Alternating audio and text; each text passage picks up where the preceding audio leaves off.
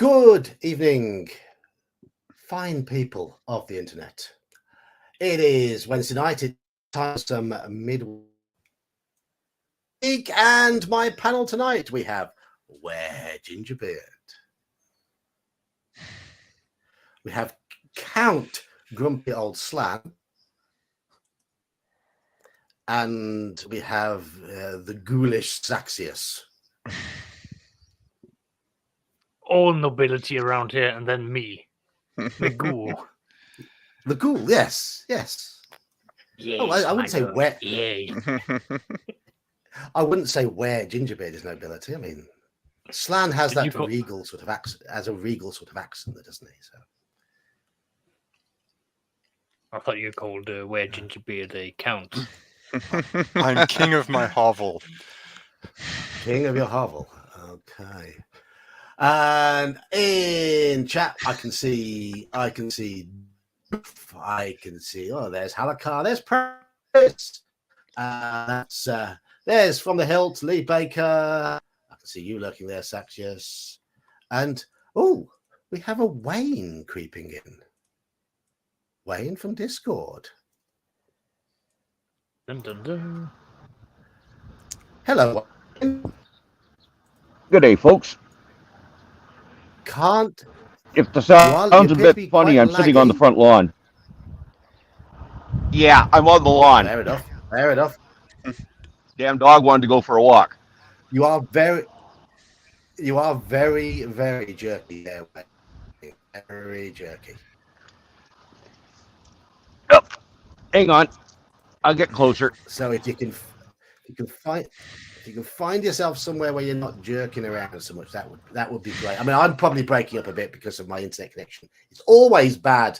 Oh, Wayne's disappeared. My internet connection is always bad here. Hello, Nosorian. Hello, Andy. Right. Shall we talk about games now, or shall we talk about games at the end of the stream? I'll let Saxius decide, because Saxius is the boss. Hello, Off-Bait. We will talk about games now. Okay. As in games we've just been playing. Yes. Okay. Right. Gingerbeard, shall we start? We can do. Played in the OSC double bill from your Discord server on Saturday. Said played. Actually, I ran the first session, didn't I? You did, yes. Yes, you did. I'm so fortunate to have Slan as one of the players. He is a meticulous note taker. We're all fortunate because we all many forget where we problems. got to, yeah. Yeah. That was good. You guys finished off Sword and Shield, which I can say is probably the worst Thunder Rift module, but hey, we got through it. Never have to think about it ever again.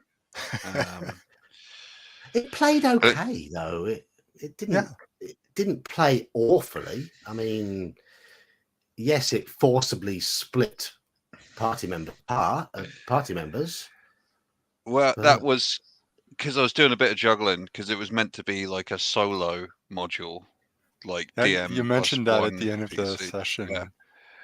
And, But given that two of the players got killed by lizard men, you're kind of, and I didn't muck around. I didn't increase the numbers of monsters. Oh yeah, I mean it would be stupidly hard for a first level solo adventurer. Stupid. yeah. Absolutely. I still can't believe I got my magic user into melee combat. Well, he survived, didn't he? Yeah, he did. Yeah, but with 3 hit points, you Gotta do don't what have a you lot gotta of do. leeway.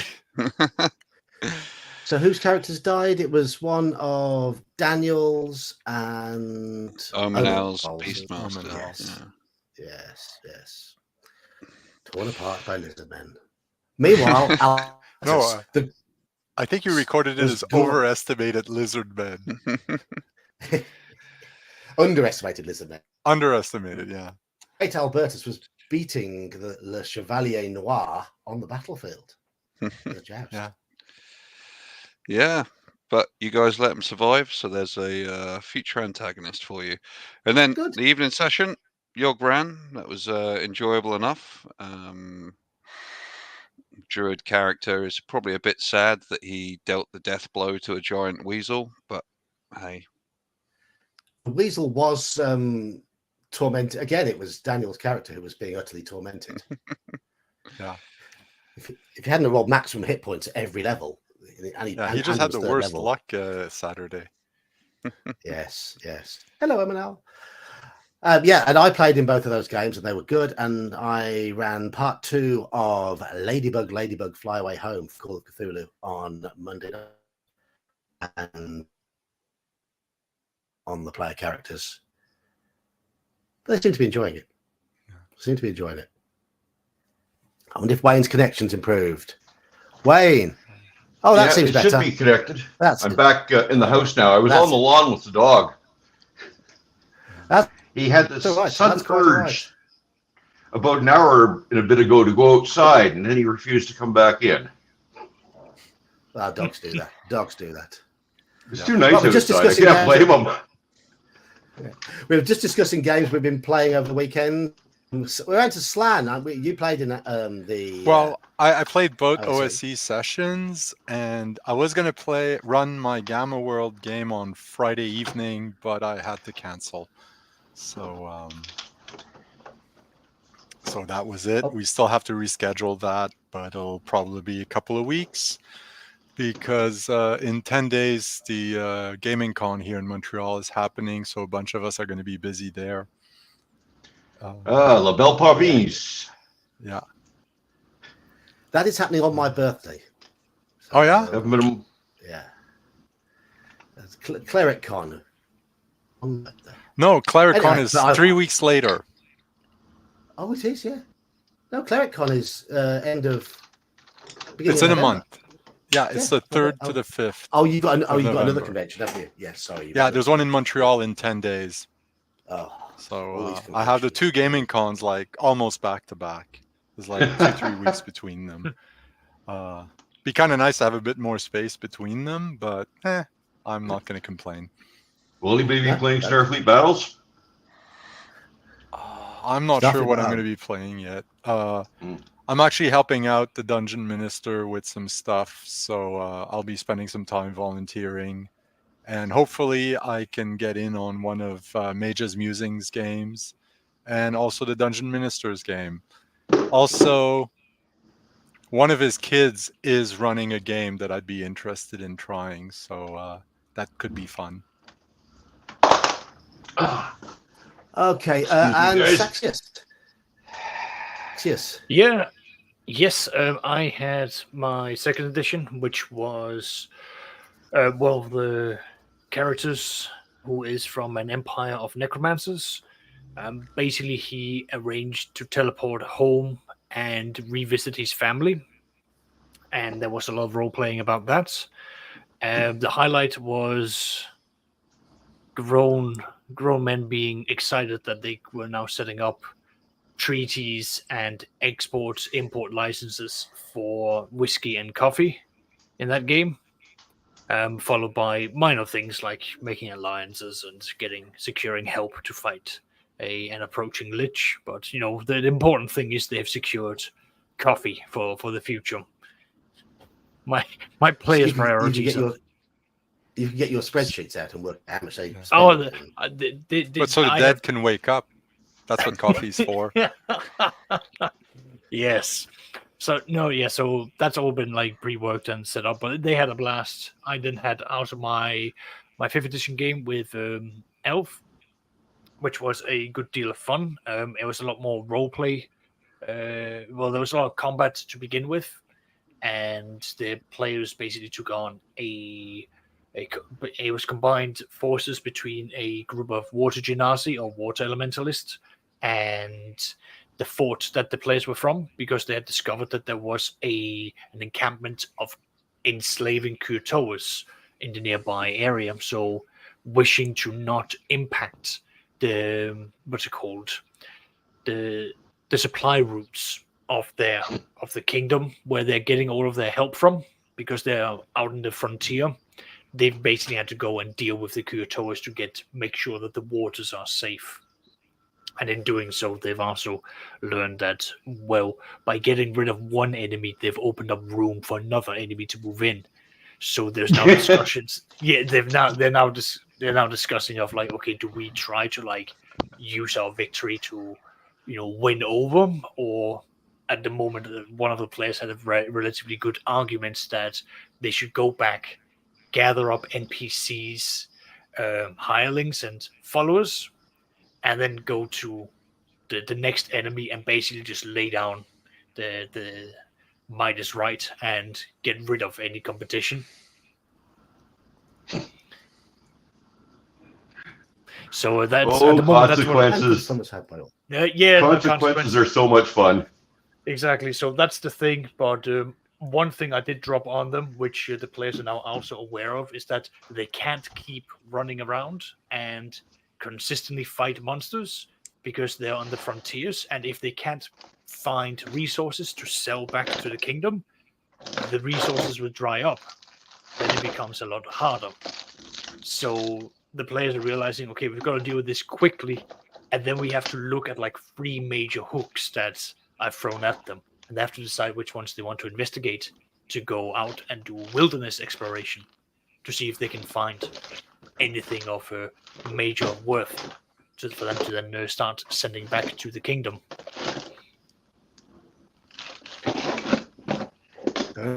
So yeah, that's me. So if Wayne! Saxus, if you have a TPK, Wayne, is this like going to be like the last colony, where the next group of players trying to find a shows up paperclip to see what happened? At the moment, the way it's set up is that the colony has survived for 2 years, but they are on their last wits. Like they need a break, and this is where the players and a bunch of other NPCs have come in. They have to go out and do basically like deep diving investigations and explorations to find the next thing that they can start exploiting and sending back, because right now it's just another farming and hunting colony. They don't have anything of major exports. They need the players to do this. If this fails, there are backup characters that can come in, but it's the whole idea of the moment we start going towards winter, it will be very tough. So we'll see where it goes for now, but if a TPK happens, I will do a time jump, and that will have its own consequences. And all games should have consequences. So, Wayne, I don't know what games you play in. Did you play any over the weekend? Any stories you want to share? I haven't had a decent chance to play in ages. And it's really been bugging me because locally I just haven't been able to find players, which is why I've been trying to manage to hit the OSE things. I'm basically here to listen and commit. Okay, you guys are going to entertain me. We do have a topic for us to talk about tonight. Well, we shall see. Right, we have a topic we should talk about tonight, and as you may or may not be aware, it is October, and October has some significance in our fantasy gaming world. Wonderful date, All Hallows Eve, Halloween. Thus, I have declared this is a month for horror. So I'm hoping you've got some horrific things to talk about. Now, we've already had a question from Skivens, Science with a V. So before we get into the topic, a quick horror movie recommendation for those of you who like horror movies. I like to go for the old classics. So we're talking Bela Lugosi and all of those. It also depends what he's looking for. There's a recent vampire flick I quite like called Suck, about a little band that sort of tours the northeastern Canada and US, and one of the band members becomes a vampire and slowly turns all the other vampire members of the band into vampires. the band leader, who's still human, keeps giving in to everything. Well, okay, but this is the last time. And it's got two wonderful things, which are great music and great cameos by a lot of old rockers. They basically got Alice Cooper, Iggy Pop, Alex Lifeson, I forget who else to show up, just to play bit parts throughout the film, which is great fun. Yeah, that's it. But I, if you haven't seen them in a while, it's worth going back to, like, the Dracula with Bela Lugosi, the Frankenstein with Boris Karloff, the Phantom of the Opera with now his name escapes me, but I'm sure you know who I mean. Bela Lugosi, No, I think. I'm sure I can find No, it, it wasn't him. but it'll come back to me too late. I'll put it in the chat when I find it. Oh, I was waiting to see who you named for your classic Wolfman. Yeah, that's another one. Yeah. Jack Russell. You guys did see Werewolf by Night, didn't you? Yeah. Ginger Lon Beard, Chaney is who I was horror looking films. for the Phantom of the Horror Opera. films. I did take a dip with a free month on Shudder. I have been subscribed to Shudder before and quickly remembered why I unsubscribed, because it's a lot of crap with some decent stuff scattered about. But one film that I did watch on there, which I enjoyed highly, is Moloch, which is a kind of Dutch folk horror film. That surprised me. That was really enjoyable.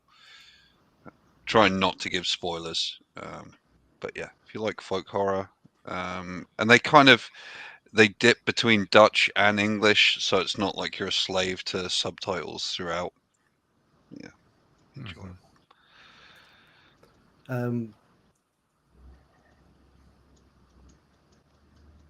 Saxius, horror films? I don't watch horror films, full stop. So I would more or less recommend things that are more psychological. Like Shutter Island or anything Inception, because when it comes to anything that's, for me, I've really enjoyed like anything that's like brain teasing, or like where you have to really pay attention to the small details. But like outright horror, I have got no clue on that because I intentionally don't watch them. Well, I'm going to say now, I don't watch horror films either because I am extremely squeamish to visual blood and gore.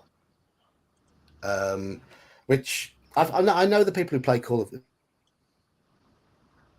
Cthulhu with me probably already know that, but my horror descriptions and the things I come up with during those games either come from the material I read or lurking in there. And when I say I don't really have any sort of inspiration for what's in there, that people might find that disturbing with some of the things that have happened in the games I've run.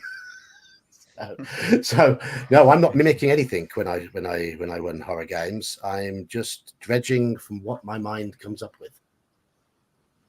And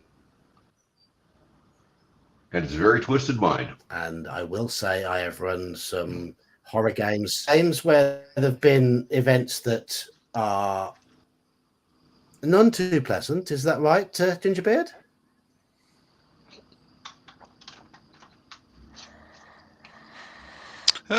Yeah, that's a fair assessment.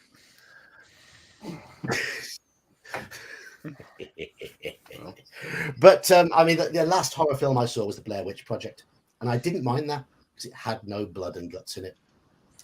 Well, that's part of it. That is sort of thing. Some horror films are what I call a ketchup fest. Yeah. I'm not interested in and that. Others are Blair Witch, or they're very psychological, and some people prefer one over the other. I personally like the more humorous stuff. I think Bubba Hotep is a good example of horror with humor that I quite enjoy.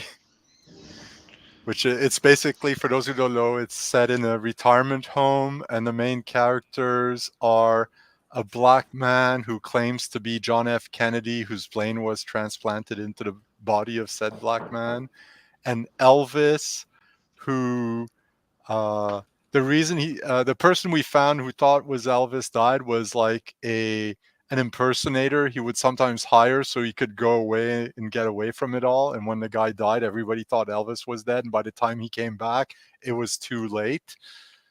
So that's the kind of setup Bubba Hotep has, and they're fighting a mummy. Right. And I'm just going to add in, Iman's lurking in the background. Oh. Hi, everyone. How's your audio, Hello. Iman? Is it all right? Yeah, it should be good. Iman, horror films. So whoever was saying about psychological horrors being better, I'm very much on that same page. I prefer the stuff that makes you think and sort of keeps you on the edge of your seat rather than the outright blood and gore.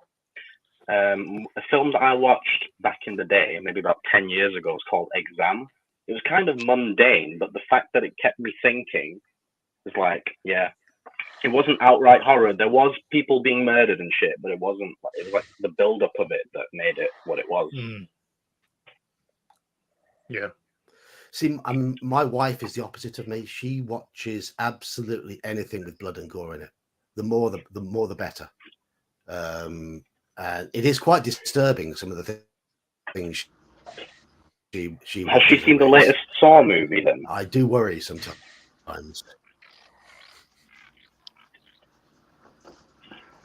Is she a fan of the Saw franchise? I don't know. I know she. I remember her reading, for example, American Psycho, the original book, and then banning her brother from ever reading it because she was worried about how it might make him end up, because she was always worried about him becoming a bit of a psycho. I don't pay attention to what she's watching. I think she has seen Saw. I think she has seen the various Saw films, but certainly never when I've been here. And Hostel might be another one that she's seen. Mm-hmm. I seem to remember her watching that, and that's fairly icky. It's my wife's husband. Thank you very much. I would hope not, because when we got married, she was about 22, so that would be rather alarmingly quick going. So he thinks. Oh, right. Okay. So, anyway, we're talking about horror monsters on this stream. We're not. I mean, it's not a stream to talk about horror in general, because we have Adam asking about what makes horror tick. And that's really not the focus of this particular one. Yeah, I think she prefers horror to slasher. I think more than anything. So that's fair to say, Andy. But the horror's got to have gore. So anyway, we're going to be talking about horror monsters rather than the horror genre in general. So first, sort of to put out to my panel tonight, if you are running a game that is intended to be horror, what creature you would put in there?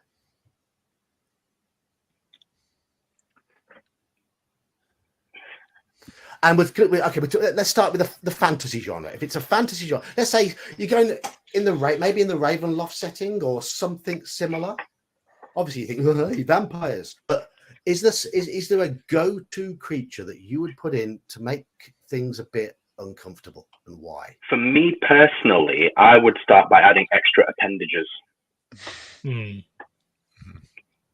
Okay. Just so like forearms or something like that. Yeah. Yeah, make them do something to make it stand off. Because let's start out with the first major problem that comes with doing horror in a game like fantasy, and that is the good old saying: if it bleeds, if it's got stats, we can kill it. Which is a lot of the mentality that many players will come in with. So as a DM, it very much comes down to what can you do to obscure, because the biggest fear you can really throw at your players, it is going to be the unknown or the lack of knowledge or anything that will keep it from just becoming a box standard fight. And then at that point, that's literally point 2 on my sheet. That's literally point 2 on my sheet here. So the unknown. My point is, if you're going to be doing, if I was to take something, like Iman said, if I was going to take something for the intention of horror, I will take either the mundane and I will find a way to twist it into something that is unrecognizable, or something that will be considered horrible. I would probably go so far as to say, like, I'll take an evil ghost or an evil spectre who will then go from house to house, and there will be specific traits that the players can then work on. So it's a bit of a mystery, bit of also the horror, but it will then be down for the players to then find out, why are people suddenly having murderous rages during the night? Why are these things happening? Why are sacrificial events taking place in this home, who are otherwise rather religious, or anything along those lines? Something that will then keep the players guessing, and anything I can do to remove this sense of safety and then keep that balance of tension and stress, so that it doesn't reach to the boiling point where players will just throw up their arms and go, we're leaving. We're just going to leave. This place can go to hell. Well, that's one thing I do want to... That's a hard answer to follow up. For me, I'm sorry, go on. The key is that you've got to take away their much treasured agency, because part of horror is hopelessness, helplessness, hopelessness. That if they are free to leave whenever they want, what's the point? What is the point? You've got to give them a reason to stay. It's either going to be a very good reason to stay or a way to force them to stay. But coming up with ideas of how to force them to stay is the hard part. So go on. Sorry, but to go back to the monsters, my answer is twofold. Is if it's first-time players, there are a lot of great horror monsters in a lot, D&D and stuff. The zombies, the skeletons, the ghouls, ghasts, they're... If you've never played before, you can present them in horrific ways. The more experienced players, however, have encountered them before. They're more blasé, if you will. I will then tend to want to have them care for some NPCs, have said NPC disappear, and then maybe come back as the monster or part of the monster. Here I'm thinking like the Chimera in Full Metal Alchemist, where they're a combination of beast and human, and you recognize who the human was, and the human is still has some of their own, they've gone half insane, but they're still recognizably themselves. And if the players cared for that NPC, then that also brings horror, because in addition to the helplessness, there's the, oh my God, this horrible thing is happening to someone we care about. One good example maybe for that is Cthulhu's Migo, if you sort of bring them into D&D in some way, and fantasy in some way, because they like to take their take living brains and put them still sentient in jars.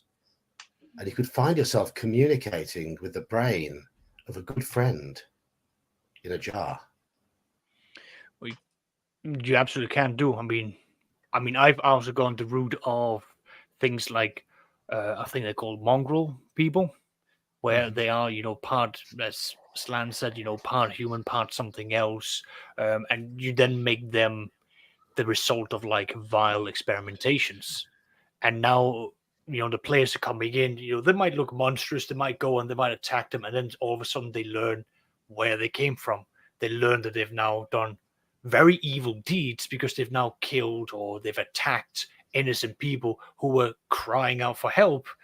And now you can start putting in all of these other things. But yeah, it's there are many ways to twist this around for it to be both evil and horror inducing. Something I'm I'd just going like to to. go and just bear with me. I'm just going to go and shut a few internet things down. Yep, we can talk amongst ourselves. Okay. That's fine. I was just going to say, I'd like to add on to both of your points that another element of horror, or possibly, I guess you would call it terror, is knowing your normal weapons can't affect whatever monster you're coming up against. Oh yeah, having like the typical werewolves, only silver can Yeah, that do sort of damage shit. to it. Yeah. Vampires, wooden stakes, that sort of shit. Exactly, things like that, like anything like that, where the players all of a sudden, like even if you have like again a mage within the group, bear in mind they are finite in their magic, and anything that can be done to spook them. Again, like it's all about the DM being creative. Like if we use a werewolf, really playing into the whole concept of it is a wolf, it is stalking, and it's a intelligent predator that so it would quickly learn, oh, if I make these noises, my prey will react as such. So the idea of like it will intentionally snap a twig off in the distance and get the players to look one way and then be focused on that direction for a little while it stalks around, darts out, do a quick attack, and then runs off. The wizard might be saying, "Oh, I'm gonna turn around. I'm gonna cast fireballs." Like if it's the right conditions, foggy, a lot of bushes and shrubberies around you, anything like that, where the werewolf can jump in and out and be out of the line of sight. Suddenly, the powerful fireball. Well, it's out there, but it's not so much. It's not as viable as before. And again, a clever werewolf, if it retains the intelligence of a human who might have encountered such creatures before, well, they learn, and it's not like they fight till the death every time. Well, wolves are persistence hunters, right? So Yeah. So werewolves would be the same, and they would stalk their prey and weaken it.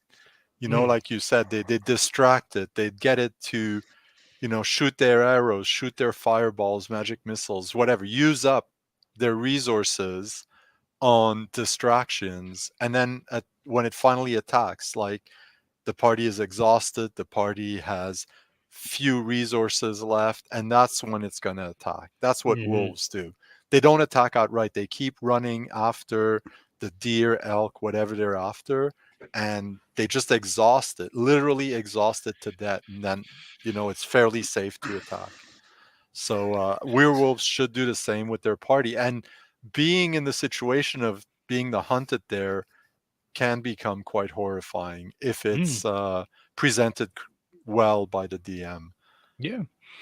Again, it's the whole like play on the shadows, play on the mind, play on the sound of what the players are taking in, and a lot of it's also going to be down to, counteract, some of these things that the players see. After a while, the werewolf might learn, oh, it's got an elf amongst them who only sleeps 1 hour, in the day, but during that hour, it's vulnerable, and that if it doesn't sleep during that 1 hour, then that's quite important. So anything along those lines, they can become quite devious. I'm interested. I'm going to look up what the intelligence of a werewolf is. I mean, you don't even like all lycanthropic creatures are pretty terrifying for a fantasy party just because of their infectiousness. Like, even then, it's a DM role and it's ambiguous. Like, even if you did get hit, have you been infected? Well, let's play it out. At which point, the other player characters are probably getting a bit paranoid as well. So that's the fun of weird creatures, I think. Oh, absolutely. Yeah. I haven't heard the It first few definitely minutes is. of this. Adding some heard the first few- paranoia is a great way to ramp up the horror aspects too. Yeah, I mean, we're absolutely. talking about films. The Thing by Mm. John Carpenter is a great example of that. But you can do it with several monsters in D&D. You could do it with, some magic using thing with a doppelganger, And if you can have the cooperation of one of the players for that, you can really get a memorable session happening. Mm-hmm. I mean, I think part of the issue for me with the monsters you're talking about at the moment is they are very familiar, and a lot of players, certainly if you played and run games for as long as I have over the years, they can become over familiar, maybe a little jaded, a little predictable, and I guess I'm probably at the stage where something like a werewolf, I struggle to be nervous about it, because in my mind, we've all heard how to kill a werewolf, and it would be in the folklore of the game. It's the sort of tale that would be told to young would-be adventurers. All right. Were creatures. Yeah, but Let's- sometimes all Okay. you need is a small change. Like, the All tradition right, Does anyone states line silver. up to be an adventurer? Yeah, but It's the not- tradition states silver weapons will kill a werewolf. How about I just change it to copper? This is what I'm coming to. So in order to make these creatures scary, change them. All right, but when you Change something change about them, Don't even have to. Do you know what weaknesses a werebore has? If it's a were creature, then they'll be reaching for magic weapons and silver straight away. Not silver for a werebore. I didn't Going by the didn't Van capture them. Richten's guides. oh, the Van Only- Richtens, yeah. Yeah. They're good. They're very good. I don't have the Van Richten's guide, so No, but the point is, like, there are other resources out there that basically massively expands on the existing good. horror creatures that we have, like vampires, mummies, liches, ghosts, were creatures, the whole 9 yards. They're hugely expanded upon, both in terms of the fluff, mechanics. I mean, hell, like I've got, where are they right now? They're up on my shelf somewhere, but I've got one where it's basically Doof and the combination. Elfbait are both kind of saying it's a gotcha. It's going to be interesting. In part of my OSC area, there is a weird creature, and obviously I'm aware that there needs to be a balance somewhere. So you guys are going to have to be able to find information about, well, Okay, what herb harms this weird creature. let We'll me see. quickly address the whole thing of like, oh, it's a gotcha. No, it's not a gotcha if the DM puts in a bit of work here. Let's take the idea that, oh, this is a rare creature and it can only be affected by copper. Well, drop in hints. Make sure that there are events that brings the players to a place that will allow the players to investigate and find clues for these sort of things. Let's say that this rare creature was a foreman for a mine who came in, and rather than just like doing a respectful mining operation, they stripped the land of the trees, they ravaged it, and the druids were furious, all for the quest of just finding a morsel more of copper or whatever reason. Well, now they've cursed this creature to only be harmed by the very thing that they've sought after their entire life. Their greed will now be their undoing, and now suddenly you've got a plausible explanation. Angry druids, the powers of nature, curses, being cast upon someone. But all of this is something that the players can have to go out and learn. And yes, it can be seen as it's a gotcha, but when the players go out and they do some investigation, some exploration, Iman, you're loud. maybe some role playing, the other pillars of the game, then all of a sudden all of these things will fall into place. Yeah. There's another thing you can also do, which is most of the monsters we've mentioned come from, you know, more or less a European tradition. You know, the vampire, Oh the man, you're going to bring up the werewolf. pangolin. I've always wanted to throw in a pangolin. Yeah, but there's a lot of other, you know, Japan has tons of wonderful yokai. They're very strange, weird, and some are quite horrifying. You know, Like the Central Umbrella South one. America also have some interesting things, and or the native North Americans, the The a lot of chupacabra. yeah.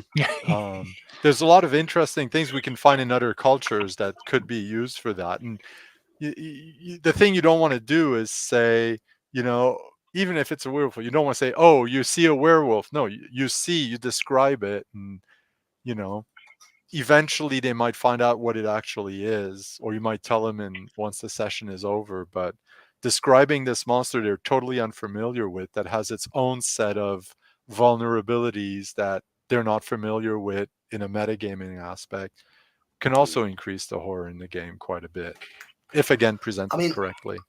I can see that both Doof and Elfbait aren't keen on the idea of changing monsters, but I don't have an issue with changing monsters. But as Saxia says, I think there should be. This is no normal were creature. Stories being told about did not fear the silver. So it gives the players an impetus.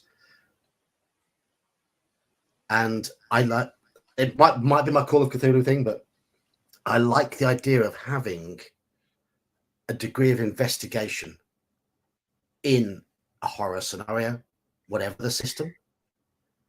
So the emphasis is on the characters to try and find out exactly what this creature think.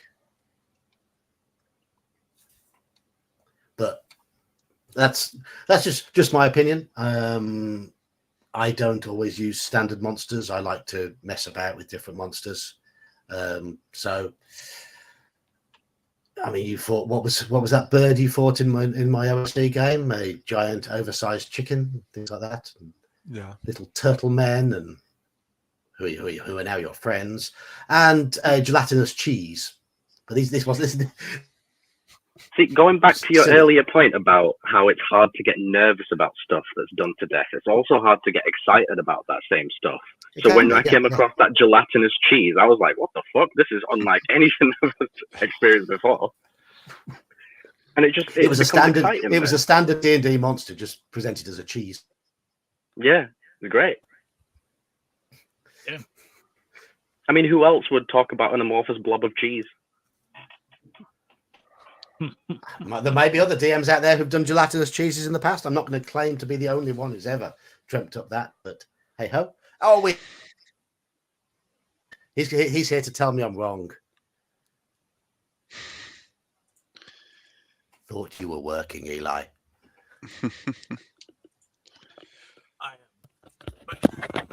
I am, but I have about an hour till I'm really slammed. So I figured I'd slip on here, especially as I seem to be arguing in the comments.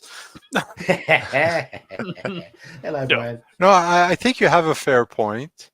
I think if I like for example, my suggestion of copper, I would actually probably make a whole bunch of changes in the world that way. Yeah. So I am the last guy to say that changing up a monster subtly is wrong. It's the rationale that I have a problem with. I mean, if you're going to throw a werewolf at somebody and then you're going to change it enough to where it's not a werewolf, why use a werewolf in the first place? Why not create something else that's creepy and weird and fills the same role as a werewolf, but functions in the way that you need it to? Similar to what you're saying about Call of Cthulhu, one of the things about Call of Cthulhu is so many of the monsters are unknowable or lesser known to a lot of people. Some of them are still well known, but also you don't tend to run a lot of things as written anyways. So when you're doing that, like I would find it much more satisfying as a player to go into an adventure, think I'm running into a werewolf, and find out that it was something completely different than a werewolf, other than to run into, it's a werewolf, but it's copper, not silver. Gotcha. Oh, Oh, would I'd call have it something looking a else for little, sure, and yeah, you'd I'd have it a make it little different in something a other little ways different. too. But The people of the town might think it's a werewolf. Different. I think we're losing John. Sure, Yeah. I come here and Yeah. we're losing John. yeah, Oh, He comes yeah, in, he my goes. goodness. And what he was starting to say is kind of exactly what I'm on about. If you want to change it up and you want to surprise the players, then go into it with a little bit more groundwork. Lay it out to where maybe you are sort of misdirecting, not a bait and switch, but a misdirect. Because I've done that before, like and actually, slash marks and hair deposits, and one of the aspects of horror is the surprise that things are way worse than you thought. So yeah, they Yes. might think it's a werewolf, but it's a whatever else that's even worse than the werewolf. And now Well, we're and in you even could even deeper go shit with, than we like, thought we were. they 2 werewolves.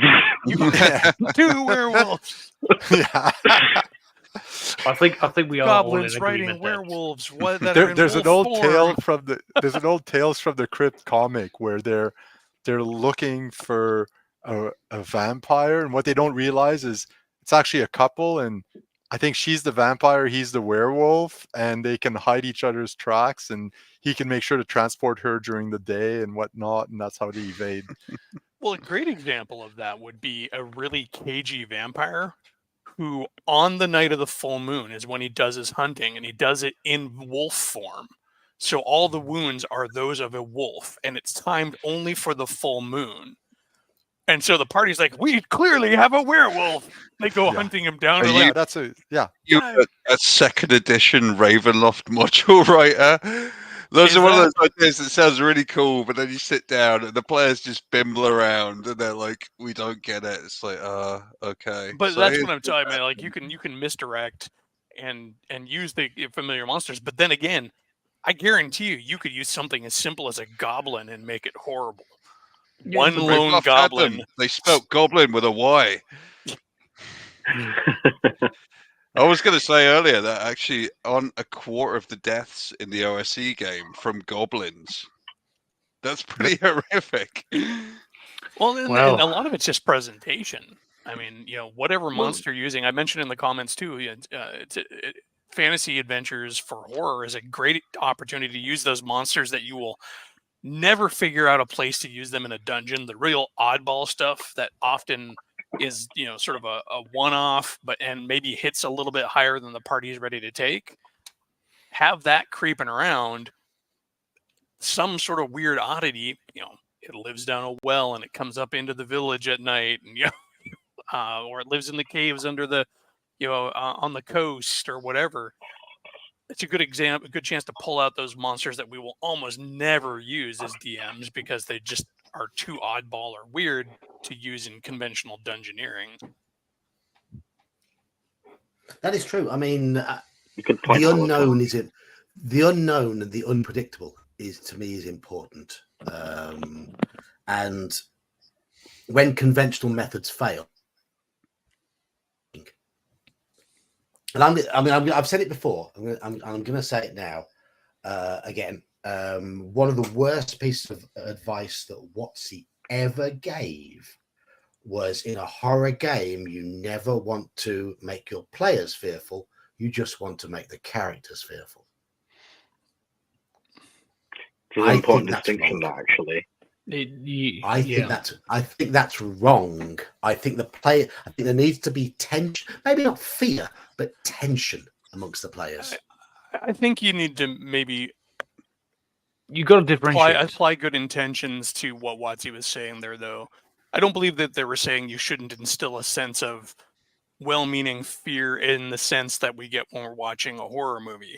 I think they were saying you shouldn't make your players actually afraid and uncomfortable, like in a legitimate, real way. Like, don't Yeah. get so creepy that you end up on a list somewhere.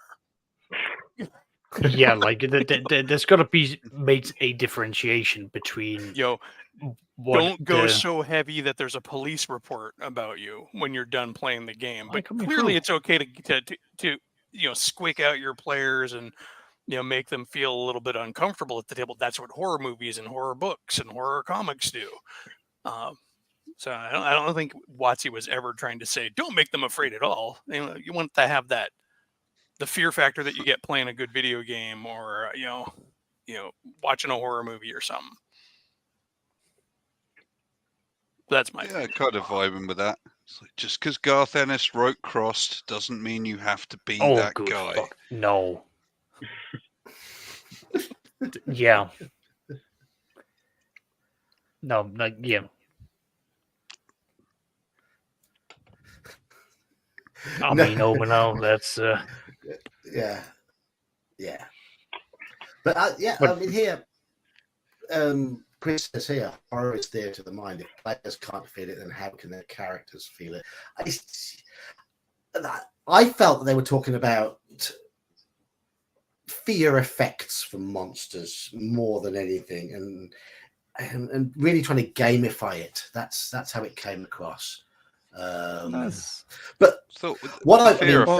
is a worthy topic on its own. Well, I'm going to come to this because this leads me into my.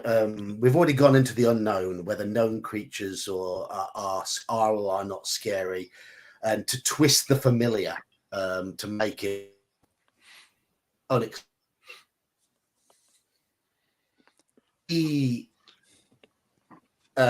Groups of monsters that are used in horror are undead, and certainly in older fantasy games they put the genuine fear into players,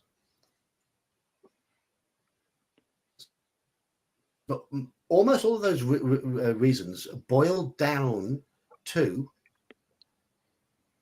making the players feel as though they are not fully in control. You had your level drain, you had infestations and diseases, you had charm effects. I believe are staples of horror monsters. I can't say I agree that it's because it took away the agency or was because I'm getting the impression that you like it because it was taking away like the agency of the players, because it was then forcing a level drain, it was forcing diseases upon them. It made them truly fearful, I think, is what the point is. There is that because they had, in older editions especially, the monsters were so brutal and lethal that players legitimately feared them. It wasn't because I'm taking away your agency, but it is because charm in general worked a certain way. Getting charmed by a vampire or getting charmed by a sylph is the same charm in the old game, but the sylph usually doesn't want to kill you or enslave you. That's fine. I'm just trying to understand like where this has come, like the background of this, because. Well, let me emphasize a bit more. I mean, a lot of monsters are all about being the hero. You're the powerful ones, throwing back spells, swinging that sword, slaying the goblins, burning the trolls, and a lot of those creatures, the damage is in the form of hit points, and the players can imagine their characters being the mighty heroes. When it's powerful undead, a lot of these abilities of these powerful undead are things that strip that hero feeling from the players a lot of the times. Look at Sons of Chaos with their hideous diseases. Suddenly your character is wasting away. It instills fear and panic. Level drain. Your 5th level swashbuckling fighter has part of his soul ripped out of him and is physically weaker as a result. A vampire's charm. This evil being pulls you away unwillingly, or you're unwilling, but your character is willing, and your character goes to join him potentially for Life of Darkness. Yeah, or at It least just takes turns that against the hit. party. Yeah, it takes that sense of being the hero away. Right. Well, that's part of the whole horror thing, is the loss of control. There's a whole subgenre, body horror, which is actually about, loss of your identity because of a change in your own body. Yeah. Mhm. And back. some monsters could do that too. I mean, when I was a kid, the what were they called? Those weird things that would bore down into your flesh, and within a few rounds you'd die. And the only Rod thing, grubs. rod grubs, yeah, Grubs. those are Rod grubs or horrifying. throat leeches are also nasty from the fiend folio. Yeah, but Absolutely. those can I really did be find out horrifying. that those are a real thing, by the way. Mm-hmm. Throat leeches. Yeah. It's funny Anyway, you go say on, that, Slan. being a kid, Slad. Like a couple of weeks ago, it'd been about a month ago. Somebody else's game. We were playing through Castles in Tillin, and there was a room with loads of mirrors. And I jokingly, like, after one player got like his soul sucked into a mirror, joked about playing an X card because I was terrified as a kid of looking in mirrors. But actually, it was one of those, like, I'm joking, but I'm not really joking. Like, I did have a childhood phobia of mirrors. Like, mirrors freaked me out. Yeah. I think at the end of the day, kind of go with what Slam was saying.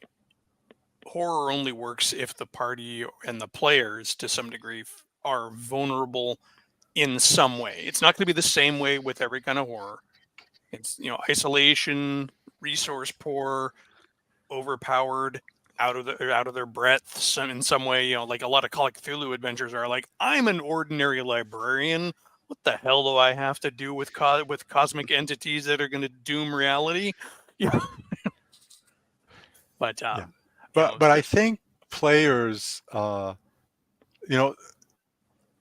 not talking about player character agency here, but the agency of the player themselves can encourage the horror. And like one example is that, and I'm thinking of it because of your background, John. When we played that first game and my character became hysterical, and then I did the stupidest thing ever, which was to keep looking through all the doors to see what other horrors are to keep compounding it, because I felt like if this was a horror film or horror story, that's what the character would do if he went hysterical. And so that's what I did, because I felt that as a player, you can contribute to generating horror to the other players by buying into it somewhat. And I'm sorry, Saxus, I know this is kind of off topic because players aren't monsters, though arguably they could be. Players are monsters, of course they are. They're terrible monsters. They're needy, entitled, demanding monsters. Has anyone played The Last of Us? Okay, every time I come, he leaves. I'm now starting to think he hates me. Yeah. I think it was Gingerbeard. Okay. Gingerbeard's off. Gingerbeard's off. Right. Okay. I'm just going to try and switch across to Chrome, see if that works any better, because my internet connection is showing excellent, but my StreamYard connection isn't. So I'm just going to have to bounce from this, and I'm going to come back in Chrome. No. Alrighty. So behave yourselves. Will do. Hell no. So, Oscar, you're talking about player agency and stuff. For me, I think having agency is still important, but having the apprehension of thinking carefully about your next move, that's where horror comes in. Oh, absolutely. I absolutely agree with that. it's very much down to. I mean, I would disagree with John with the whole thing of they can't leave and so on. I was like, no, if the players want to leave, unless we are in a setting where leaving isn't an option like Ravenloft, I don't see a problem with the players saying, you know what, we're gonna bail. The damage to that is probably going to be the reputation if they took a job from somewhere else to go and deal with it, or anything to follow from there. But I very much believe that the players have the agency of making their choices. It's not that the DM really should be taking anything away from the players to say, this is what I want to do. I was more, but also I was trying to gauge what it was that John meant when he was talking about. Well, I think the players between themselves sort of decide how scary something is, right? Yeah. I also that's somewhat what I question mean whether by or not it's player actually agency versus character agency. I also question, though, if it's a realistic expectation that you're ever actually going to get your players afraid. I honestly don't think that that's that realistic of an expectation. No, you can achieve it now and again, but it is not likely to ever actually happen. You might have them feeling tense, but not. So what are you saying, Bear? So I've done it twice, and only twice. Same, about twice. And one maybe time it 3 was times. so good that we had a candle burning, and one of the players refused to look at me. So he was looking up behind me at the wall, and a spider had started basically doing circles around the candle holder. So all he was now seeing was this giant spider shadow behind me on the wall, and that just freaked him out to no end. But he was already halfway there. You got to be playing a horror game, first of all, for me. Like, it's got to be something they're buying into the horror. And then you guys were talking about the helplessness of the player, of the character. Absolutely. Like, if they feel empowered, you're never going to scare them. They're gonna be, Well, it depends, because just to take Bloodborne as an example, like a lot of those monsters in there are quite Cthulhu-esque, and even though you are the hunter and you are powerful as all hell, they still fucking scare the shit out of me. Yeah, but they're not going to scare the player to the point where the player's going to feel the horror, because the player's going to feel no, they scare me as the player, but not my player character. My player character does whatever I say, right? Okay, but I'm saying there's a difference between that and horror. You know what I mean? Like, there's a big difference between those two things. You could be scared. You could be scared you're going to lose your character. You can be scared your character's going to die. But horror is this feeling that hits you in the raw animal part of your brain. Your lizard brain completely activates in that moment, and you stop being a rational creature. Fight or flight, One of the worst things ever are people who scream at horror, who say, well, I wouldn't have done that in the horror film. Are you stupid? You don't know what you would have done in that situation because you're not rational at that moment. I have an example of that from real life. So, you know how in the movies you always watch and you're like, oh, that's so cliche. They get in the car and it won't start, right? Yeah. My buddy and I, when we ran into audibly, we didn't see anything, but we heard something incredibly horrible in the night off the edge of the road when we were sleeping in his car, right? He went to start this car. This car starts without a problem. First turn of the key every time. It was so well tuned. He could not get that thing started because he was so scared that he couldn't coordinate the moves to get the car going.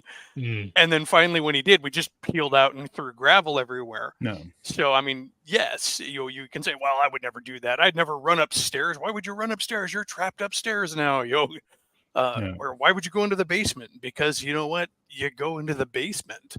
It's not rational. No one's thinking. When people hit horror, when they hit the fight, flight, or freeze moment in their world, and they choose fight or flight, rational thought has left their minds. They are no longer rational. They are operating on raw instinct, and they're going to make bad choices. They're going to make stupid mistakes. It's hard to get players to that point in the game. And I agree with what Elf was saying. You might pull it off once, twice, maybe thrice, but you're not going to do it on a regular basis. Go on, Omen. The other point is that when you talk about a flight or fight response, is in almost all cases, is that your skill goes to your basic level of mastery, which is exactly what Elf is talking about. Is most people don't put in the car keys all the time, and they do it blindfold and everything else. They put it on. If they miss it, not a big deal. But if they missed that first time, then they start panicking, and then they're like, like That's you're talking exactly about. what happened Yep. in that situation. Yep. It's like, why can't I get the key in? So The downstairs basement thing. Like, yes, you hear a noise in your basement. Why do you go into the basement? Because the it's more frightening not knowing what's in your basement than going into your basement. So two things to build one on Elfbait says the oldest fear of man is the fear of the unknown, right? When we used to sit around fires and the wise men told us stories about what lived in the shadows or what was over the next hill in the next valley or whatever the case may be, that was terror. And it's in movies. Jaws is terrifying because you don't see the shark. It's unknown. If they show you the monster right away, usually in the third act, when you do see the monster, you go, well, what was in my mind was way scarier than that. That looks just like a puppet or a CGI graphic. That's one thing. That's part of but you've just spent the last 45 minutes to an hour shitting yourself. Well, exactly. So But once you see it, it's not as scary anymore. Well, second thing, and Omar, just hang on. I got to get this thought up before we get detracted on this. Soldiers in Vietnam taught the American Armed Forces a fantastic thing, which was guys who were new, the first time they came under fire, either froze or freaked out and shot off all their ammo. Veterans with leadership and sergeants and things like that eventually learn to control that fear when they would engage and become still able to rationally think. But when you first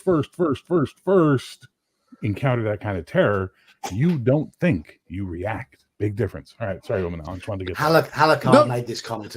I starred Halakar's comment about 40 minutes ago and forgot about it. But yes, he made that comment. Exact same thing. Yeah. Well, that's going exactly what Bear's talking about. Is when we talk about monsters, there are certain things that work very well. One is having them out of sight. So such things as ventriloquism and darkness make the players think much worse things. One is they can't see it. They start shooting off stuff. They don't know what they're shooting at. It's things like that really amp that up for your intelligent monsters. When they can start doing that, it's the can I hear it just beyond my vision? There's nothing worse than saying, okay, you hear something, but your torch only goes out 30 feet. You can't see any further. Oh, great. It's that kind of thing that comes into it. For the most part, the other thing that's always a lot of fun, and we're going to talk about monsters, but these are very common, but people have numerous fears of these, are things like centipedes and giant spiders. And having those come around, especially if you can make those little chittering noises or stuff like that you hear from the exoskeletons moving against things, that works really well on people because most people are creeped out by those anyway. Just want to just dive in with dirty history and hobbies here. I've not seen the film, but I know that if I was to quote the lyrics to the Pixies song "Debaser," which mentions this line, "Sing Up Us" is a line from that song. There we go. I just thought I'd mention it. Anyway. Well, but now we're talking that's body horror. That's a different beast completely, right? Like a Cronenberg film has never scared me in my life. It's body horror. Body horror just revolts me. It doesn't scare me. Some people it terrifies because they have that thing in their head where body horror messes them up. Cosmic horror is the thing where you can't answer the question why. Everything that is happening, everything you're going through, if someone asks the simple question, why is this happening? There is no answer. And that's what makes cosmic horror so fantastic. Alien, the first Alien, is the best cosmic horror I've ever seen on film. I'm going to bring up something when you're talking about body horror. Sax, you stay. I'll go, man. I got some stuff to do. I just wanted to come in and say hi because I'm in the new place and I just wanted to say hello. So I don't want Sax to leave because already Gingerbeard. So the move went well? I feel horrible. Hey, it went very well. I just got to get some bookshelves. Well, it looks like you have decent internet. I feel naked back here. You got decent internet too, which is one of the things you're very good. Sorry, what was that? Decent internet. You'd complain that you. This is actually garbage internet. I'm getting the decent internet next week, but the garbage internet's working well, so I'm not. I'm supposed to have faster internet than you've got, and yet mine plays up every week. Well, you're in the UK. It's waterlogged. That's the problem. Cheers, Bear. Rusted. All right, guys, have fun. I just wanted to say hey and say hi and all that good stuff. And see you later, Bear. Later. Bye now. All right, cheers. See you later, Bear. No, I'm going to mention, when you're talking about body horror, and this is when the characters are slowly starting to move over there. And I know that the Grumpy Old Slan talked about when you start losing pieces. That's why leprosy was so terrifying to people, is that they would lose bits and pieces of themselves. And whenever you have that in the game, especially with mummies, the mummy itself isn't that scary. We've all seen that. It's the effect of the mummy with that's really bad. I mean, level drain isn't what scares me. It just pisses me off. But the other part, that's I'm like, hey, I had to work hard for this, and you're just stealing it from me. But then the other part is, but with the other part of that, but this is why I like Warhammer Fantasy role plays, when you start getting the corruption, and then you might have an eye pop on your chest or something, so you have to keep it hidden. And or if you start hearing those voices, that's when you start knowing you're becoming the monster. That's what starts with the characters, and they know that they're down that path. But D&D's maybe not the best for the games for that, but there are other games that do that very well, and I think that helps. As you get corruption points, you start seeing the effects of the corruption points. Now you have to start hiding these things. Yeah. Otherwise, your character is going to be hunted down. And the question is, do you embrace it, or do you deny it? And then that's even worse for your play if you have a player group and they go, well, do we need to kill this person before they become the monster or not? I think that's the other part that comes into it, because then you start losing trust among the characters. Do you want to say hello to a few people? Hello, Kabuki. Hello, Nerdy Ogre. Hello, RW Bishop. Sneaking. And Manfred has popped in as well. So lots of new people. Yeah, Manfred, your oinking is not scary, though. Hi, Manfred. Listen. Yeah. I can pull out one of the... I don't. So you're going to pull out what? It is working. So I do believe that Batman had one of his enemies being like a pig man or something like that, where the whole idea is that like he butchers people in a sort of fashion. So if you want to leave behind like the noise of oink, that with enough like negative reinforcements, the players can start associating a specific noise with a specific thing that could be happening, and then you can make them afraid of what it is that you need them to do. But again, it requires the effort to be put in to build it up. But that's back to the building of suspension and tension in order for this to become an effective tool. Yeah. Well, go ahead, Omenon. Well, I know that you mentioned doppelgangers. Like, well, doppelgangers too frequently. Depends on how you use the doppelganger. And the other part is you have to get the players to be willing to play along with it. If you can get that, then that works out as a really terrifying thing, because everyone treats doppelganger, so it just attacks you. If it slowly sabotages you until the very end, then they start seeing it. And if you're low level, a doppelganger is pretty terrifying.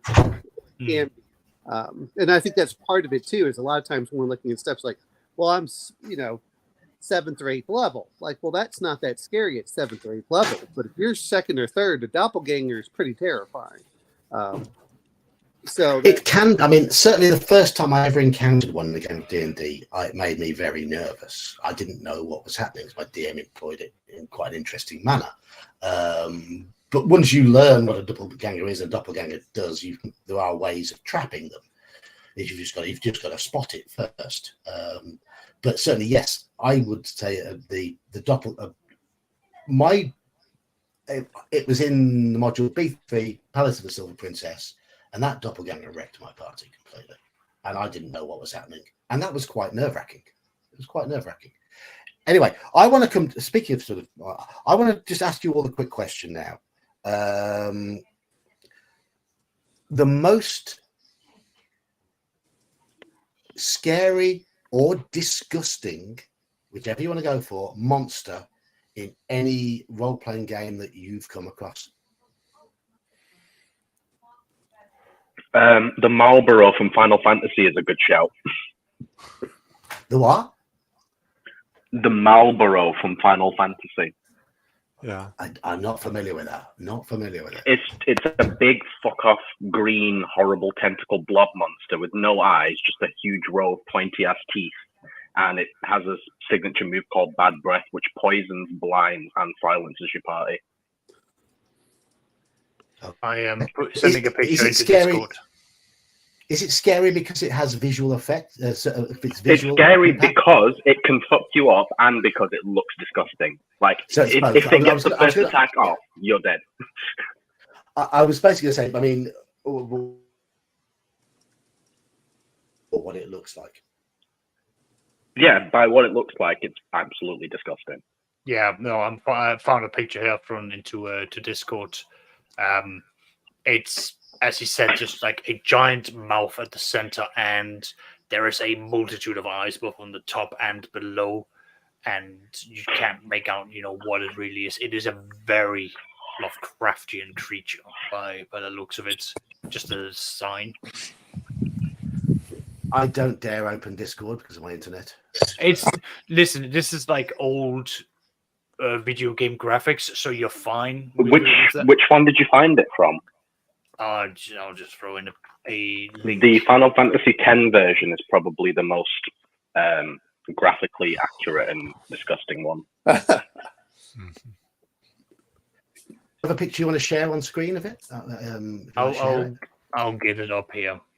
It's okay. Like I said, not that well pixelated, but I'll see if I can get this done. Okay.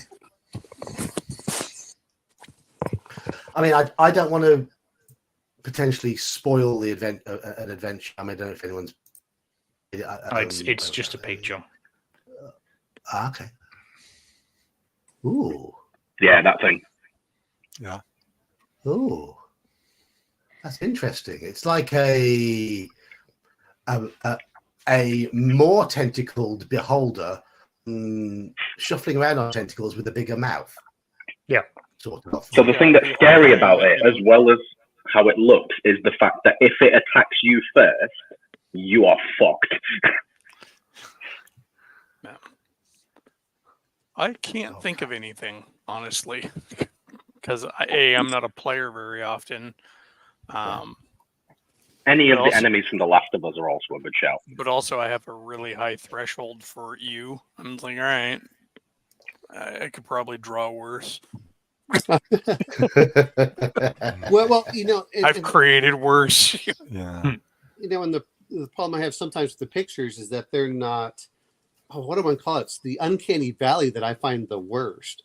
Is when you hit that part where it's human enough but not quite human. That it hits that uncanny valley for me more terrifying than a lot of these other things. I will say the ones that have got me before are not so much the creatures themselves, but it's how they're presented. Mostly in like video games. Somebody mentioned the lickers from Resident Evil.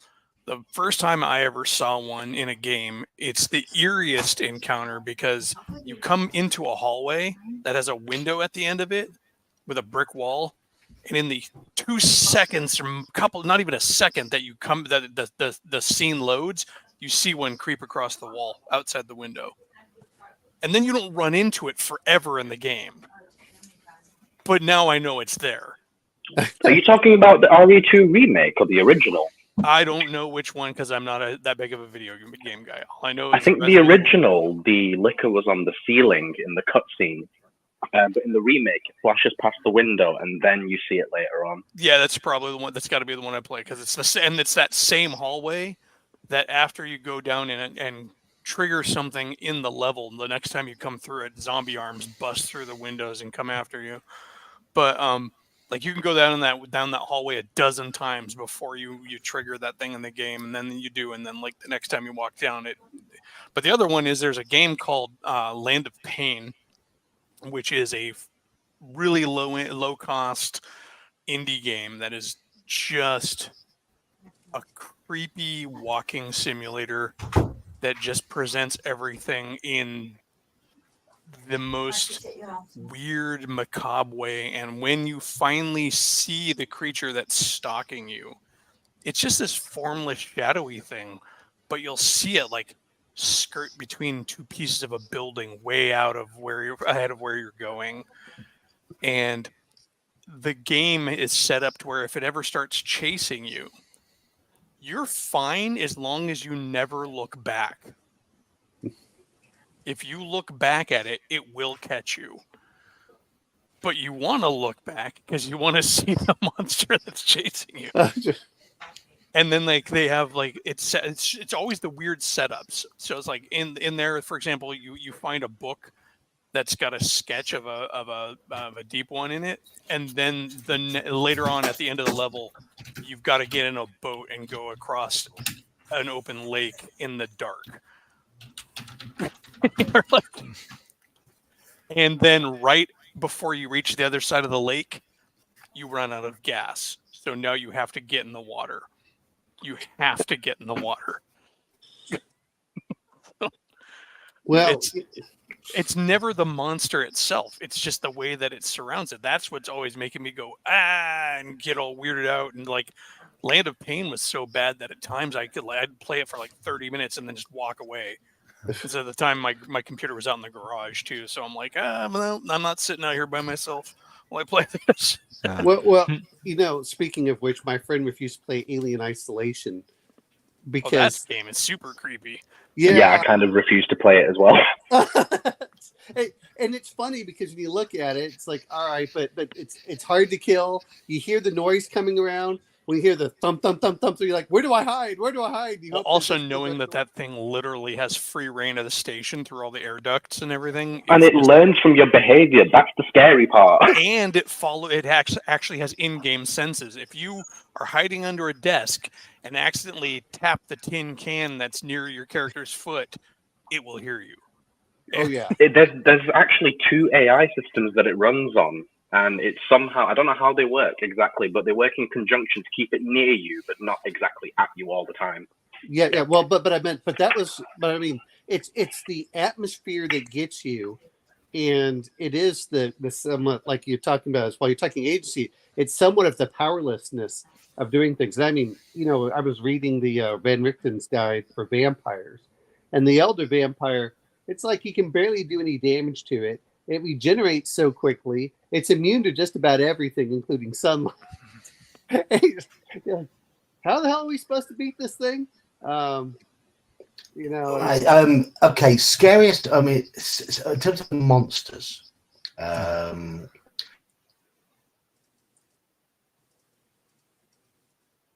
adventure, because the hook in it is not great. It's the sort of thing you could. You could drop it into an ongoing campaign, but only after you've really made the player sort of care about their neighborhood and their environment and the people there. But imagine the scene: you go into the basement of a house, and behind this door, all you can hear is the sound of a baby gurgling, cooing, giggling. You talking about freaking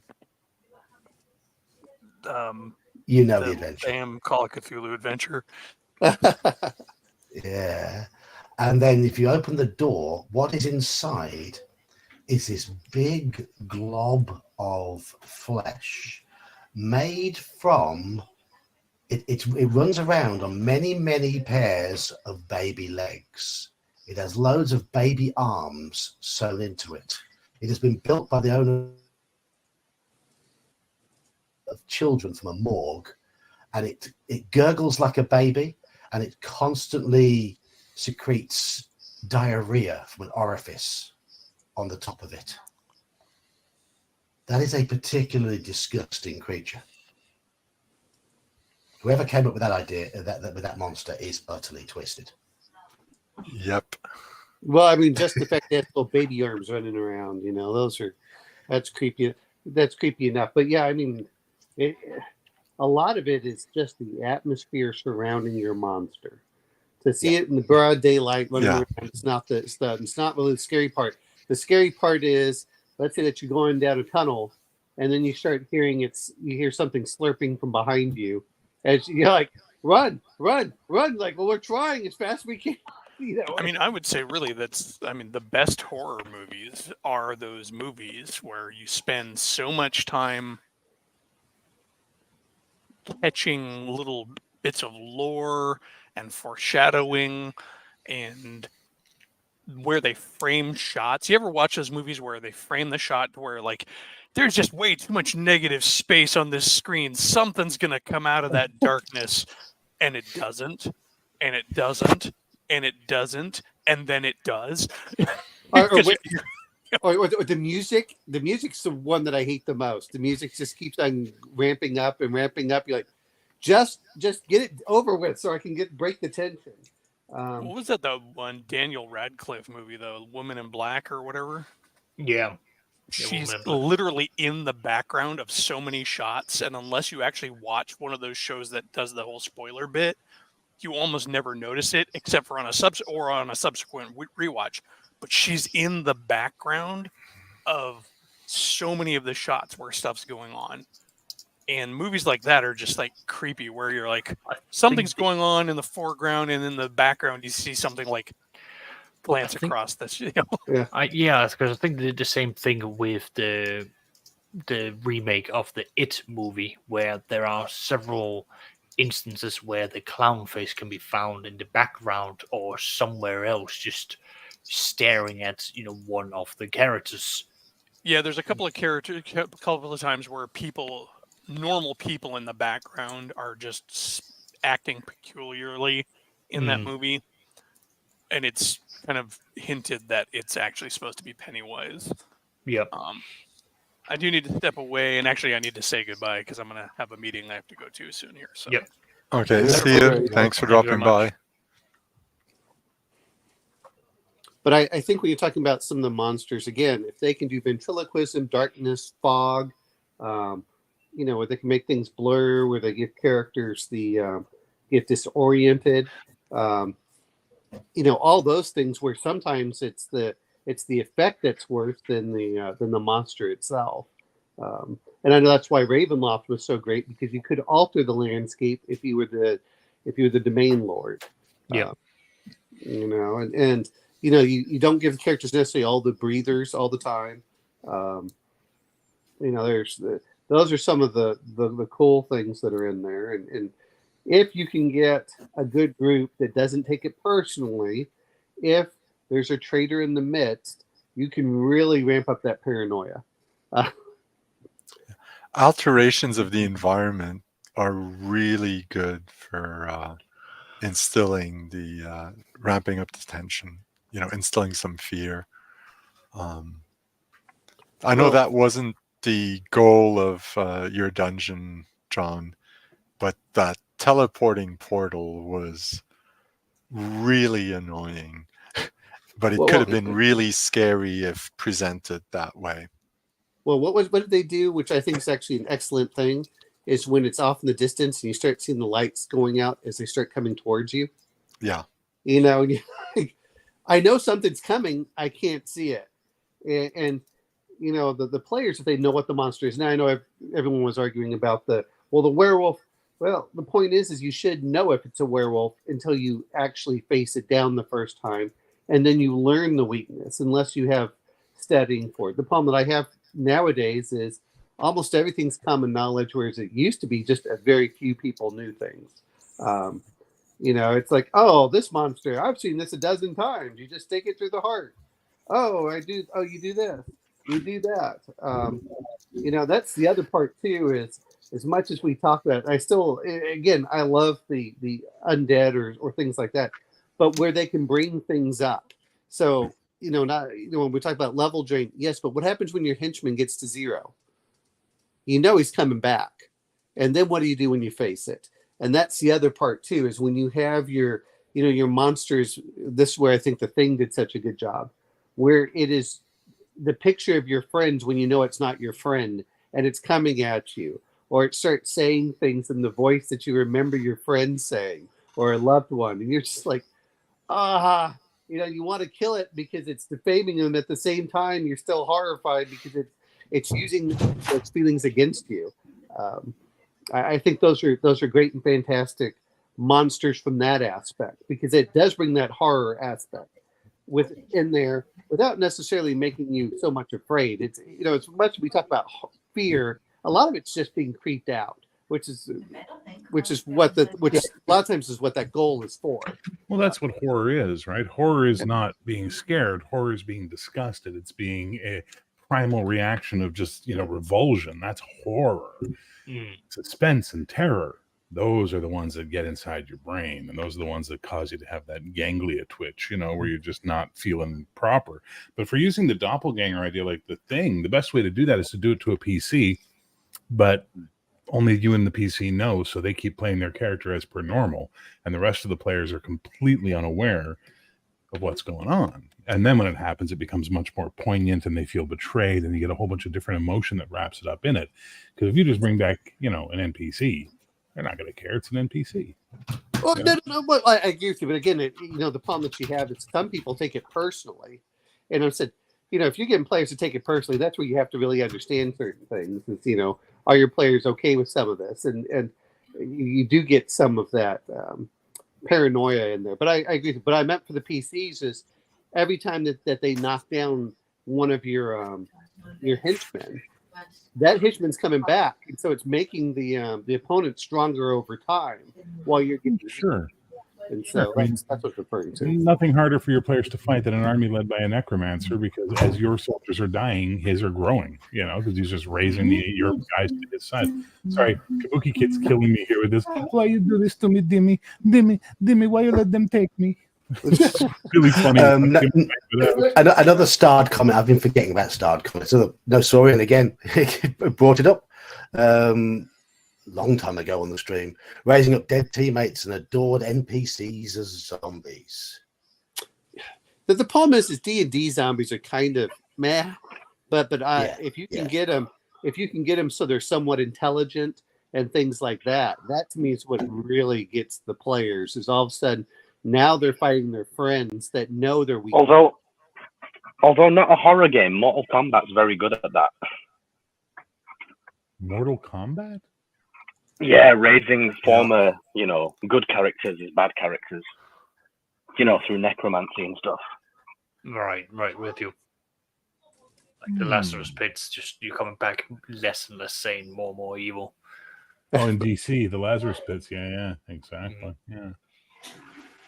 Yeah, Resurrection has its own little bugaboos attached to it. Well, but like going into again maybe a bit more, horror monsters.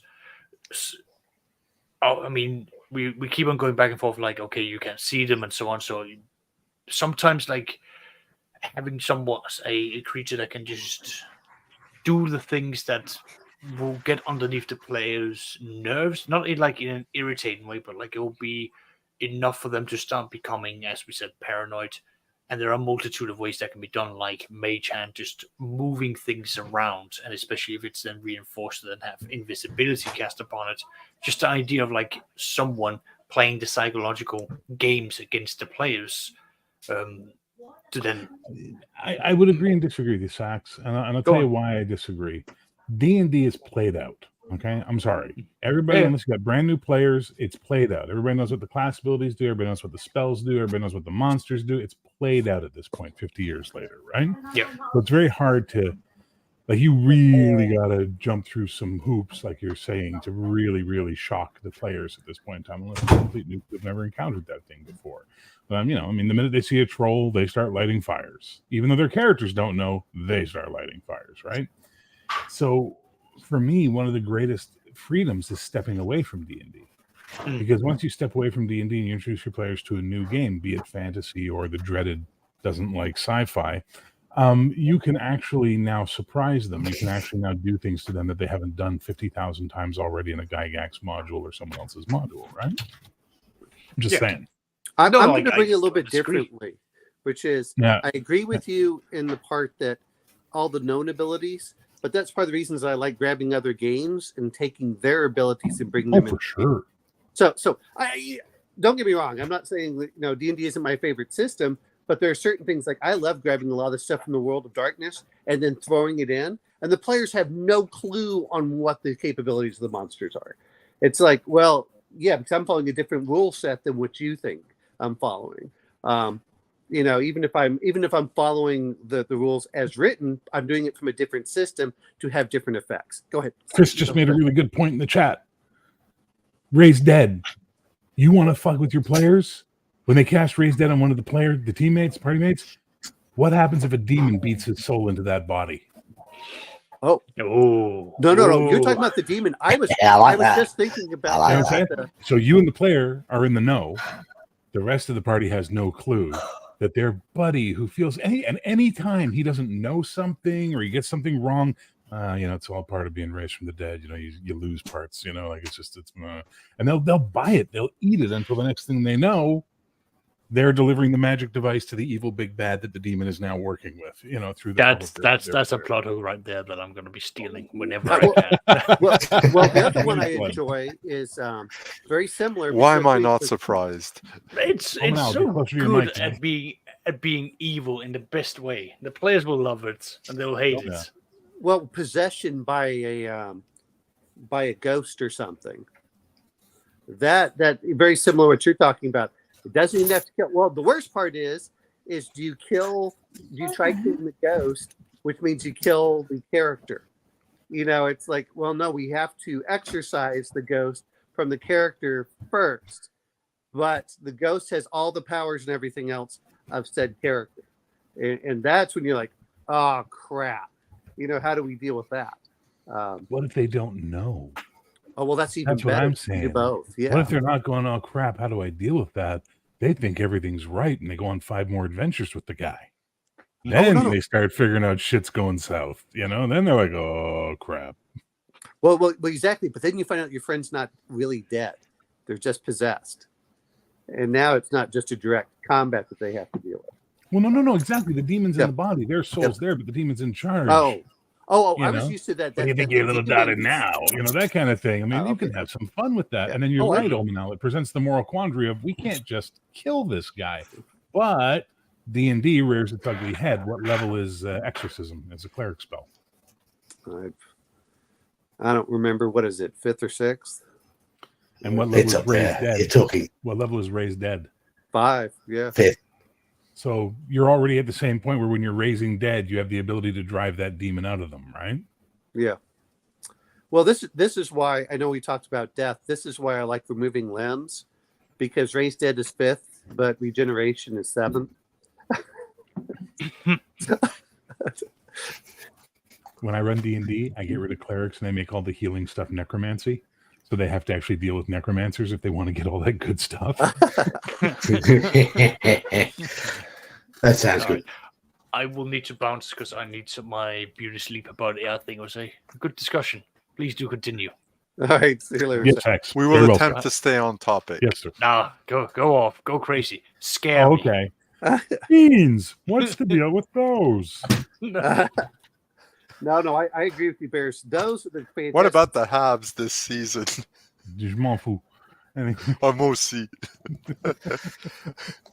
But yeah, I mean, those are the things that if you can get a good player and you get a group that doesn't take it personal, there are so many things that are great about that. You're just like, and the players, as long as they're okay with it and they want that horror surprise, then you're in pretty good shape. But I've known a few people that cry and whine. I feel betrayed. Oh, it's a damn game. Well, John won't like this because John hates sci-fi. But I was back in the 90s, some friends wanted to play Colonial Marines, right? Aliens. I said, okay. And we started running a one-off of them as Colonial Marines. And of course, they go to the planet to go do the rescue mission, and they think they're chasing an alien the whole time. Like they're convinced it's a xenomorph.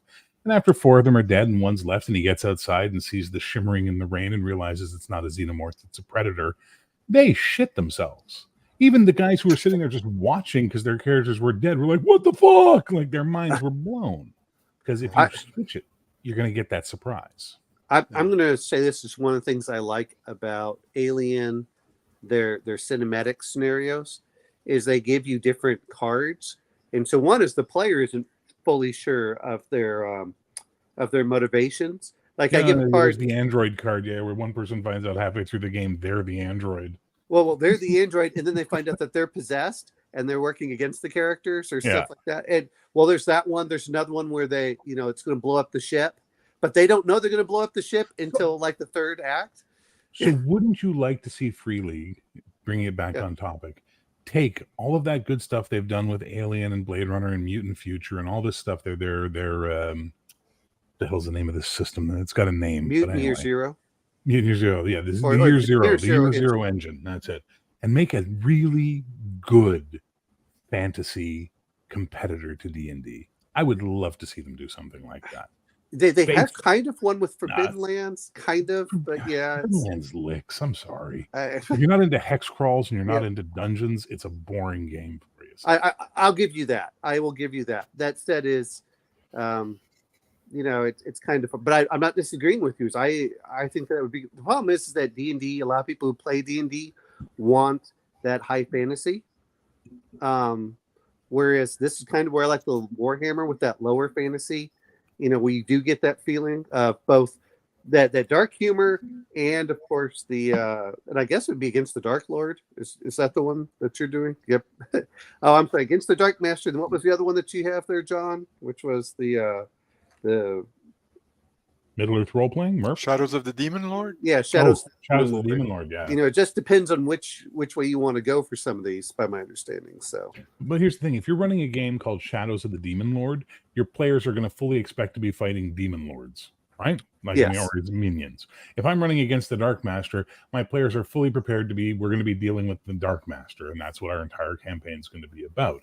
But if I'm running Fantasy Game X, and slowly but surely they're getting this plot revealed to them that leads into this, maybe cosmic horror, maybe traditional horror, whatever the case may be, it's going to be more effective because their characters are coming to the realization at the same time the players are, as opposed to them having to pretend to be ignorant and stupid for the first few sessions. And then, now we all know what's going on, So I think there's ways. I think one of the things we're missing right now in the marketplace is a really good generic fantasy game that could then be used to do those things. Wow, Squirrel Hermit, what the hell, man? John, did you just see that with the $20? I have just seen this. I have just seen this. Thank you, Squirrel. You are a star. Shall we do that? Dance. Not that the system was the best, but I love the monsters that they had in the Iron Kingdom role-playing game. Iron Kingdom role? I don't know that one. That was the one where there was the hordes and War Machine that they made into a role playing game. Never heard of it. They had some great undead in there. It's kind of like, okay, you kind of feel like you're playing high fantasy. Not that I like the system the best, but I thought that it, and sometimes that's what it comes down to. What's the setting like, and what is the emphasis on? I see. It's all magic tech. Yeah. Well, it is, but then you have this other part where you start dealing with the undead, and their undead can be pretty scary. And I don't, the other part is Symbaroum, I think, does okay for the monsters. I'm just not a huge fan of the system. I mean, I can see how the Symbaroum setting could be made to feel very creepy. But I mean, I played it once. It was a busy convention room, so there was very little in the way of atmosphere. None of us had played the game before, and it felt a little bit generic when we played it. But the setting itself certainly had vibes that could be used. And sometimes I know that Barrett's been talking this. I'm going to mention this part is, if you love a setting and you like a different system, just try modifying that system. Try bringing that system into the setting. The setting really doesn't care that much about the your system. So if you can get your system and work with that setting, then go for it. But that is one thing I did like about the Alien RPG. Go ahead. Sorry. I say a lot of settings are designed with certain systems in mind already, or vice versa. They're developed together, and for a lot of the games, the setting is I would argue, for example, that 5th edition D&D is designed with Forgotten Realms in mind. You know what's funny though is it was designed, but I remember growing up with 1E Forgotten Realms. So Yeah. But they've changed Forgotten Realms, haven't they? Yes, yeah. So they've changed some of that, but I like the older version myself better. But that's what some of it comes down to. It's like what kind of feel you're going for, and that's why I call 5e a Harry Potter the way it feels. But yeah, but yeah, I mean, but those are the things that, like for Simbarum, I think that you could use it with just about any setting, and then you just have to modify your monsters more in there. But man, I love some of the monsters that are in there. But it's not Mutant Year Zero engine, is it, Simbarum? No, it's not. That's the negative for it. That's why. But I do love the stress mechanic in Alien. That to me, fantastic. I wish that they would do more stress mechanics like that, where it both helps and hinders you at the same time, or it has the potential of really hindering you. And that's, does it sort of give you more energy in combat, but allows you to concentrate less? I would imagine. So what happens is you have two sets of dice. You have the regular dice, and then you have your stress dice. Your stress dice give you more chances to succeed, but if you roll a failure in any one of them, then you immediately go into a I won't call it a panic state, but there are different stress levels in there that they can go from you basically are frozen to complete catatonia to panic, and then it starts affecting other people. Some cases it can make you go berserk where you want to fight. There's a lot of different aspects there, which is what I like about it. And the character, well, the players aren't sure what will happen to their character depending on how much stress dice they are. So you always wanted to. So getting a few extra stress dice may actually really help you. But if you fail one, then you fail the entire roll. And so it makes. When I say fail, I mean you roll a 1. So you have 1s and 6s, basically how the Mutant Year Zero system works. A 1 is a failure and a 6 is a success. And so if you roll the 1, you're going to have the negative impact. And it's only the stress dice where it negatively impacts you. And you're just like, okay, I have 6 extra stress dice, which means I can theoretically get 12 successes if you have enough, for your attributes and everything else. But you can really up it. And then you go, yeah, but with that many, if I fail, it can go wrong very, very quickly. I think it's a great. I think it's great for really mimicking the Alien, or the movie Alien, just because of that. And you can get rid of your stress over time, but it takes a few different things. And then there are a couple cases where certain, I won't call them like classes, but they're careers where you can ignore it once, per game session or something like that. So that can make a big difference. I see that from Hilt, but it's sort of but you have to realize that it's the same thing with there's a metagame aspect to creating stress among players. And then I want to mention, like Conan, the more Doom dice you get, the more the players feel that stress. The same thing with clocks. If you do clocks and the clock starts filling up, the players start feeling that stress. The players feel the stress, not the characters as much, but the players will start feeling that stress of success or failure it can have a much bigger impact. We were just discussing what we thought you were building there, Bear. I broom. thought it was a pool cue. I thought it was initially a pool cue you were putting together, then I saw the head of the broom. And I saw you put your polishing. I have room in here for my books. How am I going to fit a pool table, man? It's just an Amazon order. Cat food and cleaning supplies. Oh joy. Lionel's mentioned Delta Green. I've not played Delta Green, so I don't know what the breaking points is. I mean, sanity is going to obviously work a lot like Call of Cthulhu does, but I'm guessing breaking point could be like a stress system in there as well. But I don't know how that mechanic works. I've not played Delta Green. Free League's Mutant Zero system could do a fantastic Cthulhu game. Oh yeah. Well, I'm going to mention this much for anyone that likes Delta Green. They have a deal for the next 5 hours, a bundle of holding. So for which? Bundle of holding that they have the Delta Green Mega. So the core books, Conspiracy, Labyrinth, Impossible Landscapes, and more.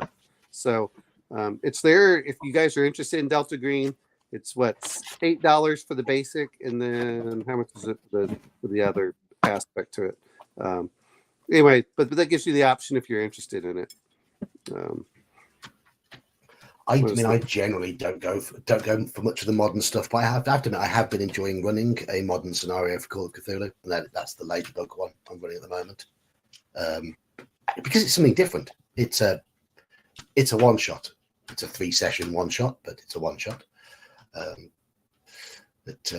Yeah, hopefully the big finale is going to happen next Monday. Which game? It's Call of Cthulhu. Oh, it's in Cthulhu proper. Are you using the new version 7E or are you using an older version? Yes. 7E is the greatest evolution of the basic role-playing system I've seen to date, and it really pissed me off that in their new version of the big core rulebook for basic role-playing, they didn't incorporate any of the 7E stuff. That's wow. They just made the same damn game again. That's because there's basically a breakdown that's happening. I hung out for a while on the BRP forums, and there's a breakdown between the Call of Cthulhu 7 players who are going, this is the best version ever, and the Grognard RuneQuest players who are going, I don't like it, it's garbage. And, well, they're keeping them separate as a result, and it's a shame because it's what, as far as I'm concerned, they should be looking at how well Mithras did from Design Imperative. They should be looking at how well Classic Fantasy did for Mithras and see that there is a market for their system in fantasy. Right? Like beyond RuneQuest. There are people out there who are starving for something other than bloody D&D for their fantasy games. And here you've got this venerable old machine that could do it with some great modern advancements. No, it's too modern. Don't like that. Grognard's bad. Progress bad. Kabuki, I really like Cthulhu by Gaslight. I'm waiting for their release. A 7th edition version of it, and I will buy that immediately. 7th edition version of Gaslight? Yeah. Hasn't been done yet, has it? I don't think so. I think they did Cthulhu Invictus. Did they do that? Or no, was it Medieval Dark Ages? They've done some bits and bobs for 7th edition, but I do wish they do Gaslight for it, because I think the Gaslight setting is perfect. Jack the Ripper London. I thought that, I thought that they were supposed to be coming out with that, and it seems like they're coming out with so many books, but I kind of agree with Bears. If it's really an issue, then why don't you just put these as optional rules in the in like little blue boxes like they used to in the games, and say, oh, if you want a game that represents more of this, and then just put a little blue box, add this optional rule, or add this optional rule. And that way you can get both of them in there without trying to give the I don't like this, I don't like that. It's like, look, not everything. Well, it's an optional rule. Don't use it. End of story. Yeah, exactly. But they didn't. But I RW, the Ladybug scenario, I haven't run it on the channel yet. I'm doing it for my face-to-face group at the moment, so it's an in-person round the table game. And I'm thoroughly enjoying running a game around the table again. It's the first time I've done it in a long time. So I say a long time, a couple of years. But I may well run it on the channel at some point. It's quite a beefy scenario. So we need to set aside a number of weeks to run it, because obviously running on Discord takes longer than running around a table. But it's good. It's good. I'm going to say something, since Gingerbeard was saying how I was pushing all of your Call of Cthulhu games. Whenever John runs Call of Cthulhu, it's his voice that makes it really terrifying for the monsters. English accent, apparently. Yeah. Apparently well, it's so terrifying to Americans. It is the accent. King George is coming to get me. That's how they react. It's in their DNA now. And to counter Elf, 5e, everything optional gets used as core in 5e, and people have to be reminded certain things like multi-classing and feats are actually optional. Wait. That's only for the player's handbook. All of the optional rules in the Dungeon Master's Guide are completely ignored. They go, well, I think I should have to add this rule. Like, there's a rule for that. Where? It's like page 200. Oh. That's different because they choose to break their books up into multiple places, right? So that's a bit of a difference. But an all-in-one game like basic role-playing or Call of Cthulhu or what have you, I think the optional rules would be there for the people who want them, and I think people would use them. I'm not that jaded as to think no. I think they would use stuff like that. Well, I think sometimes that it's nice to have the box and you can add it or not. I mean, the old 2E D&D used to have the little blue boxes that would talk about if you want an optional rule, here's an option. And I miss that in a lot of games. Nowadays, more and more games are kind of like you said with 5e, we can sell more books if I put in more feats and more classes. And you're going, but it doesn't make the game any better. In fact, it sometimes makes it worse, and I think that's part of the problem that you get is the bloat. Steering back a little bit back towards monsters, and one of our earlier points, and I'm going to use Omanal here as an example because this is something you flagged up as being one of your favourite bits of a Call of Cthulhu session I've run for you. A certain twist on what you expected.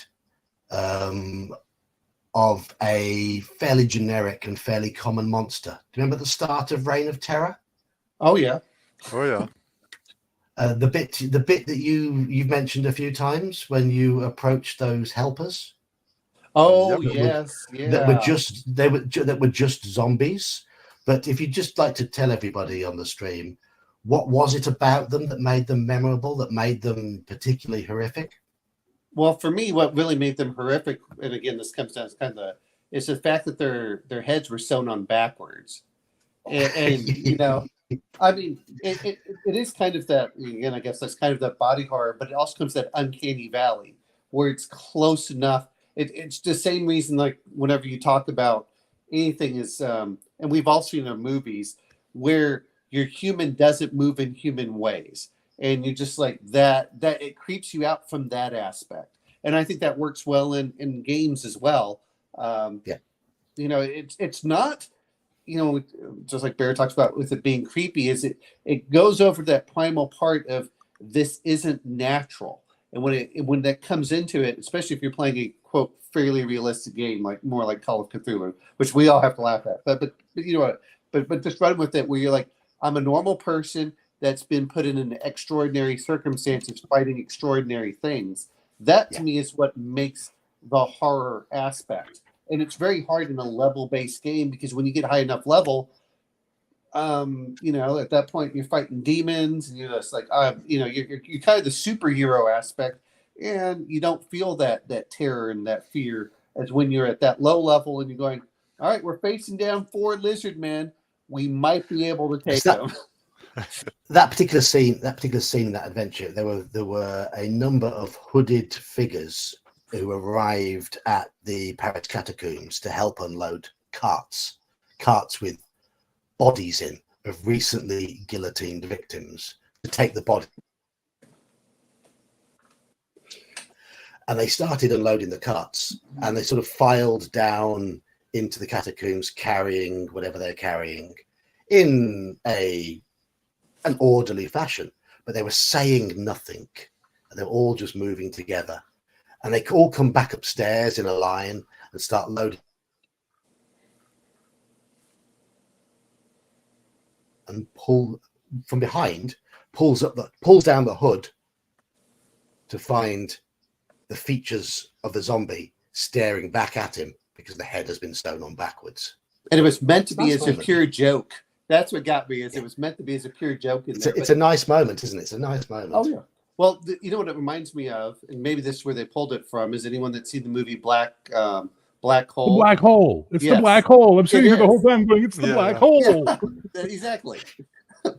A Disney film, no less. Yeah. John hasn't seen that. It's sci-fi. Yeah, exactly. But no. Actually, one of the things it reminded me of was the remade in Perdido Street Station, which is this weird fantasy novel, and they're facing these creatures that you go and they'll mesmerize you if you look at them, unless you look at them through a mirror. So the authorities have like these people remade. They modify the body so the head is on backwards, and they carry helmets that have mirrors built in so they can, their body faces the monster and they can shoot easily, but they don't need to turn their head away. It's very weird and creepy. Yes, yes. Anyway, it was a good moment in that adventure. It was a fairly linear adventure, not particularly exciting in my opinion. But the second part I thought was much better, but much better. Well, and was that? And I can't remember if that was in the second part or the first part. I guess that was the second part because you lost our pistols. I ran the chill game when I was in college for using the Mayfair edition, not the Pacesetter, the second edition, basically back when I was in college. And it was one of the few times I only ever had 2 players, and we played every night. It was insane. And we'd play like till 2, 3 in the morning. But they were just paranormal investigators from a university. That one was a professor, and the other was his buddy who was ex-military, a veteran, what have you, who drove the car and was there as muscle. And the first adventure that took 3-4 sessions to do was just them doing an investigation of an old haunted house in New England that one of the students had inherited from her grandmother, and then finding out there's a ghost and dealing with the ghost and this whole thing. And then literally parts of it I stole from a real Ghostbusters cartoon, for God's sake. And it was absolutely fun and terrifying. And just by every time they would mention the name of what they thought was the ghost, Ivan, I would just go, Ivan. And they'd freak, man. Like to the point where at one point, one of the players, Corey, just was like, stop fucking doing that. And he was yelling at me at the table, I'll tell you what is frightening. You don't need horror to be boo. You don't need horror to be bleh. It can just be that. I'll tell you what is frightening. Iman suddenly appearing back on his camera, silhouetted by that black background. That was the jump scare of the night right there. It was indeed. That's the real horror. Well, Gingerbeard, the episode that I stole a lot from was the thing in Mrs. Faversham's attic, but that's beside the point.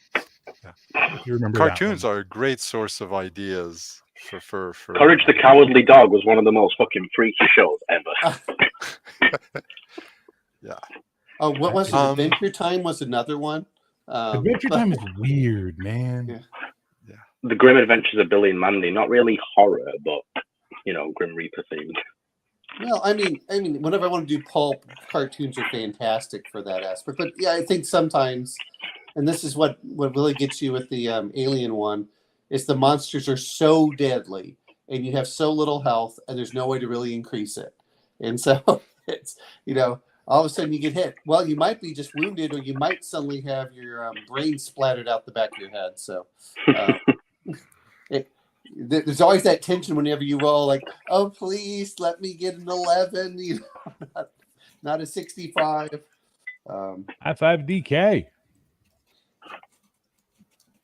Hey, you going to Cheers, the pub Daniel. this weekend? Cheers, there, Daniel. John? I'm running games this weekend. Well, you should head down to the Winchester and just have a plan until this all blows over instead. What about the slaughtered lamb? Don't mention the pentagram. That's all I'm going to say. One movie I know you talk about movies, but there's a little TV series I really enjoyed, which is called Gogol, which is a Russian set in the 1700s. I knew you were Russian propaganda. That's right. Here, go watch the 1700 show, which has he has psychometry. Whenever he touches something, he gets a flashback of what's going on. But it deals with a black rider killing off village girls and demons and witches and ghosts, and it's. So I thought it was pretty cool. For me, there's a great old show was shot in Canada, but probably you guys saw it in the States, Friday the 13th, the series. Oh, I remember that one.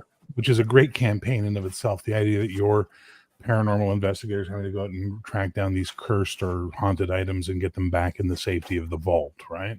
Yeah. So every episode, every adventure can be an episode of the week, a new item, what have you.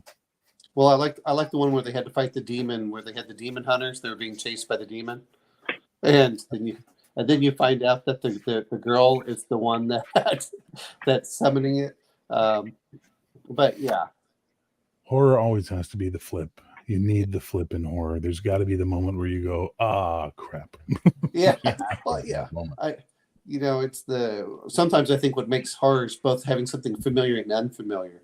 That it's familiar enough with it being horrific enough that's like, oh, that's why I think The Thing did such a good job, was because you had the paranoia and you had the supernatural monster, and it keeps flipping back and forth, and you're like, oh God, which is It all comes down to it. Warehouse 13 was okay. I mean, and I liked the X-Files as long as it didn't deal with aliens. Like the devil worshipping PPA, I enjoyed. Yeah. So you say the thing, and every time someone mentions the thing, the only thought I have in my head is, I know you gentlemen have been through a lot. When you find the time, I'd rather not spend the rest of this winter tied to this fucking couch. Always that fucking moment. It's such a Lionel's good giving moment. Lionel's giving love for Call of Cthulhu is The Haunting, but that there is the best Call of Cthulhu adventure I've ever run. That one. What's this one? What's it called? Forget Me Not. And I you remember always that. mention this one. Okay, can you do me a favor? As someone who doesn't read Mythos, who doesn't play Mythos, please explain this adventure to me. How do I want to put this? You wake up in a hospital. No, not you. You be quiet. I want I John was to a do his dulcet British accent and make me want to go to bed. Stop your nonsense. Grumpy old Slan and there were players in the Omen hall Owl with played it, interviews. but I want to run it again for people on my my channel at some point. So I don't want to explain everything. Jesus H. Murphy. All right, fine, whatever. Yeah. Well, I'll give you the start. start. I'd be down for that. I'll give you the start. You wake up in a van that is in a ditch. That's clearly been involved in an accident. Your body hurts. You're a bit battered and bruised. There's a storm raging outside. You don't know how you got there. You don't know when you got there. You don't know why you're there. You don't know who you are. And that's how it starts. Okay. Yeah. All right. I get it. I see where House of Hell got the inspiration from. And it all goes from the slowly piece together who you are, what you were doing, why you were there, and what's happened, and is absolutely, it's horrifying, it's panic inducing, it's disgusting, it's great, it's really good. So I'll have to play it. I guess when you run it, I'll see In if I any can other find it. scenario, those adjectives would be anything except good. There's nothing good. We had a lot of fun trying to figure out who we were, why we were there, where we had to go to, who to talk to, who we talked to before. You know, it's kind of it's like Jason Bourne, except that we're just real schmucks. I mean, have you not ever heard my technique for surviving a Call of Cthulhu campaign? I don't think so. What Here's is it? how it works. Not My playing. character is deaf, blind, has no tongue, and has neuropathy in his fingers, so he can't really feel anything. Therefore, I can never go insane by reading, seeing, touching, or tasting anything, or hearing anything. In Forget Me Not, if that's your approach, your character's dead. You know, I'm sure it is, but I'm just saying in a regular Call of Cthulhu campaign, eat nothing, see nothing, hear nothing, read nothing. So he can't hear, see, he can't speak. Can he smell? Oh, shit. I was thinking there's one sense missing here. That's it. The smell is gonna get They you. get me with the smell out of space. The what? No. Well, no. What's it smell like? It's indescribable. What? No. He smells baby powder and Rotting diarrhea. Calamari. And diarrhea. That was because that's the creepy monster. Oh yeah, that creepy ass monster. Yeah. All right. I'm gonna. I mean, I don't know what this thing looks like, sounds like, or anything, but it fucking smells disgusting. How did it smell? Indescribable. What? That's always been my problem with Call of Cthulhu at the end of the day, or with Lovecraftian horror. What does it look like? Indescribable. What does it sound like? Indescribable. What does it smell like? Indescribable. Well, what the fuck is it then? It's undescribed. And on that note, it's- I'm gonna it's have just to the drop mind. out, guys. right. Thanks a lot. Man, take care, man. You too. Cheers, Lan. Will you be at Draconis in 10 days?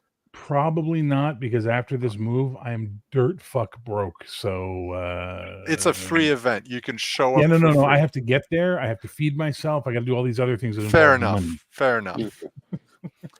So, All right. so I'm gonna bring. Oh, Take go care. ahead. Sorry. Yeah, take care. Take care, man. See ya. I'm going to mention my favorite description, which is, you say, indescribable. Is, my favorite line from all of Lovecraft's was, and it was eating his head like a candy cane. What the fuck? How? Because some people lick the candy cane, some people suck the candy cane, and some people crunch the candy cane. So which one was it? Yeah, but the great thing Do it is all that's three. for you All to three. decide. That's for you to decide. All three, one with each mouth. No. Listen, I don't play games for me to decide shit other than what my character does. I'm not into this gaming thing where it's like, well, together with the DM, you're going to build the fuck off. DM, do your job. I'll do mine as a player. Let's have fun. Well, but see, sometimes you just have to describe things, and that's all. You just describe them ambiguous enough that the players all come up with their own ideas. Oh, And no, then the horror in your mind is always better than the horror you see. Oh yeah, Yes. exactly. Imagine And the worst in my deal ever. experience from Worse that, than that. Thanks, Chris. in my experience from that, playing Theatre of the Mind over Discord is a better way of playing a horror game than face to face at the table a lot of the time. I don't know if Saxi's getting up out of the table and just trying to stare at the players when he does his Ravenloft. That's pretty cool. I've done that. I've done that with Call of Cthulhu. I mean, we were talking about. I think Elfbait said something about doing things that could get you in on certain lists.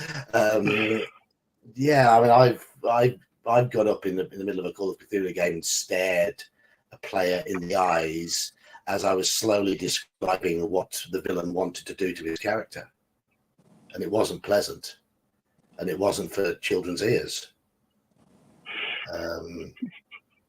And I was very proud that he sent me a message the next morning to say that he was still disturbed by the whole experience. It's probably the fact that you were looking him in the eyes that sealed it. Oh yes, and I wasn't blinking, and I had the voice was yes, you look delicious. Yes, they call it Cthulhu reading voice. It's been 200 years since I have tasted or felt warm flesh. I've had to make do with cold bodies for all of that time, and your flesh looks particularly warm. And I went on for about 2 or 3 minutes doing that. And he was just like, John, stop. Well. See, I think I'd be more afraid you're going to molest me. It's John sounds like right. John sounds like he's doing an imitation of Peter Lorre as he's doing that. But you must understand is that in the back there is an unspeakable eldritch horror. There you go. Yeah, exactly. With his English accent, the two work so well together. Do it as James Daniel. Mason. That'd be even funnier. James, I don't know why you're here, but oh, you funny fucker, Daniel. Daniel, I was stood up and my friend was sat down. There you go. Nice. Yeah. I'm not very Lionel tall. Hutz. Okay. Smoking Monkey. I love that name. Yes, it is easy to forget that in first edition AD&D Dragon is terrifying. I remember an article in Dragon magazine where they explained to you in epic detail, round by round, how to take out a 15th level party with an adult dragon, the spell casting. It was brilliant. Invisibility to check them approaching, then picking up the spellcaster and dropping them from a great height so they die and all this kind of stuff. It was really good. Oh, I loved that, but what I loved was the one where, speaking of course, the problem is it's not so much horror. Though all my players ran for my dragons, even when they were 40th level, was I started using the what was the article telling you all the different types of attacks the dragon could use, like a stomp and the wings and stuff like that. And I'm like, all right, he starts beating his wings. You're taking a certain amount of damage. Guess what? While you take damage, you can't cast spells. And it's like, oh, that sucks. Yeah, it's like, well, you better get. Yeah, I mean. And so they would run. They would just run. And then you drop that wizard from a great height, and then he casts Featherfall. Awesome. He's now slowly falling target for the dragon to come and cut to pieces. Oh yeah. Oh yeah. I mean, I wouldn't say it's horror, but I know something that it's certainly in my OSE game that has been making my players somewhat fearful about how they approach the current level of the dungeon they're in, and that's a very simple 1+1 hit die creature called the Dark Creeper. That because it can extinguish all the party's light sources like that. It's a very racially insensitive thing you just said, Johnny. Dark creeper? Is that British slang for something, sir? No, I'm just kidding. Yeah, no, but I think you can get away with combining monsters. Like imagine rot grubs, but aren't rot grubs. They're undead grubs that burrow into you and then take over your body and turn you into a walking dead. That they see, that's a cool one. Oh, That's it. I like that. Yeah. I'm making a note of that one. And all you have to do is pin the other player down with a grapple and then vomit undead grubs into their face. You know, I mean. Oh, fuck off! Yeah. All right. Thank you. Good night. Well, I think the other part is, and I know Bear talk. Do you know what's actually so weird? No, go on. Sorry. Okay. Well, I was going to say is, and Bear knows this because he's been hunting. People forget just how scary animals are when they start panicking and coming towards you. Because my ex had a horse, and I was like, "Oh, it's a sweet little horse," and everything else. That thing reared up on 2 legs, and all of a sudden it went from like 5 feet tall to 10 feet tall, and it's hundreds of pounds larger than I am, with flailing legs, and I'm like, holy crap, that's going to be a bad situation. And most players are like, oh, it's just a horse. Like, it's just a horse until you actually have to face off against it. So in Vancouver, there's this massive park in the city called Stanley Park. And Stanley Park is big Douglas fir trees. It's an amazing place to go visit. Me and some friends went there one night, and one of my friends was eating Doritos. And we could see 4 or 5 raccoons coming towards us. So he decided it'd be really funny to start throwing Doritos to the raccoons. And we were all laughing as the raccoons were scrambling for the Doritos. It was all hilarious. And then one of our buddies looked to the left and said, "Oh, Jesus Christ." And we all looked, and there were 20 more raccoons flanking us. We're all bouncers. We're all 6 foot or taller, and we're acting like girls trying to get in the car as fast as humanly possible to flee these little raccoons, you know? Well, you know, yeah. I was playing golf once, and I sent the ball off to the left, and it landed right on the edge of a lake in these reed beds, and I knew whereabouts it would be. I knew it hadn't gone into the water because I knew how the bank there went.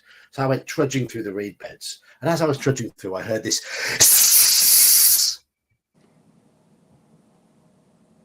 squirrel.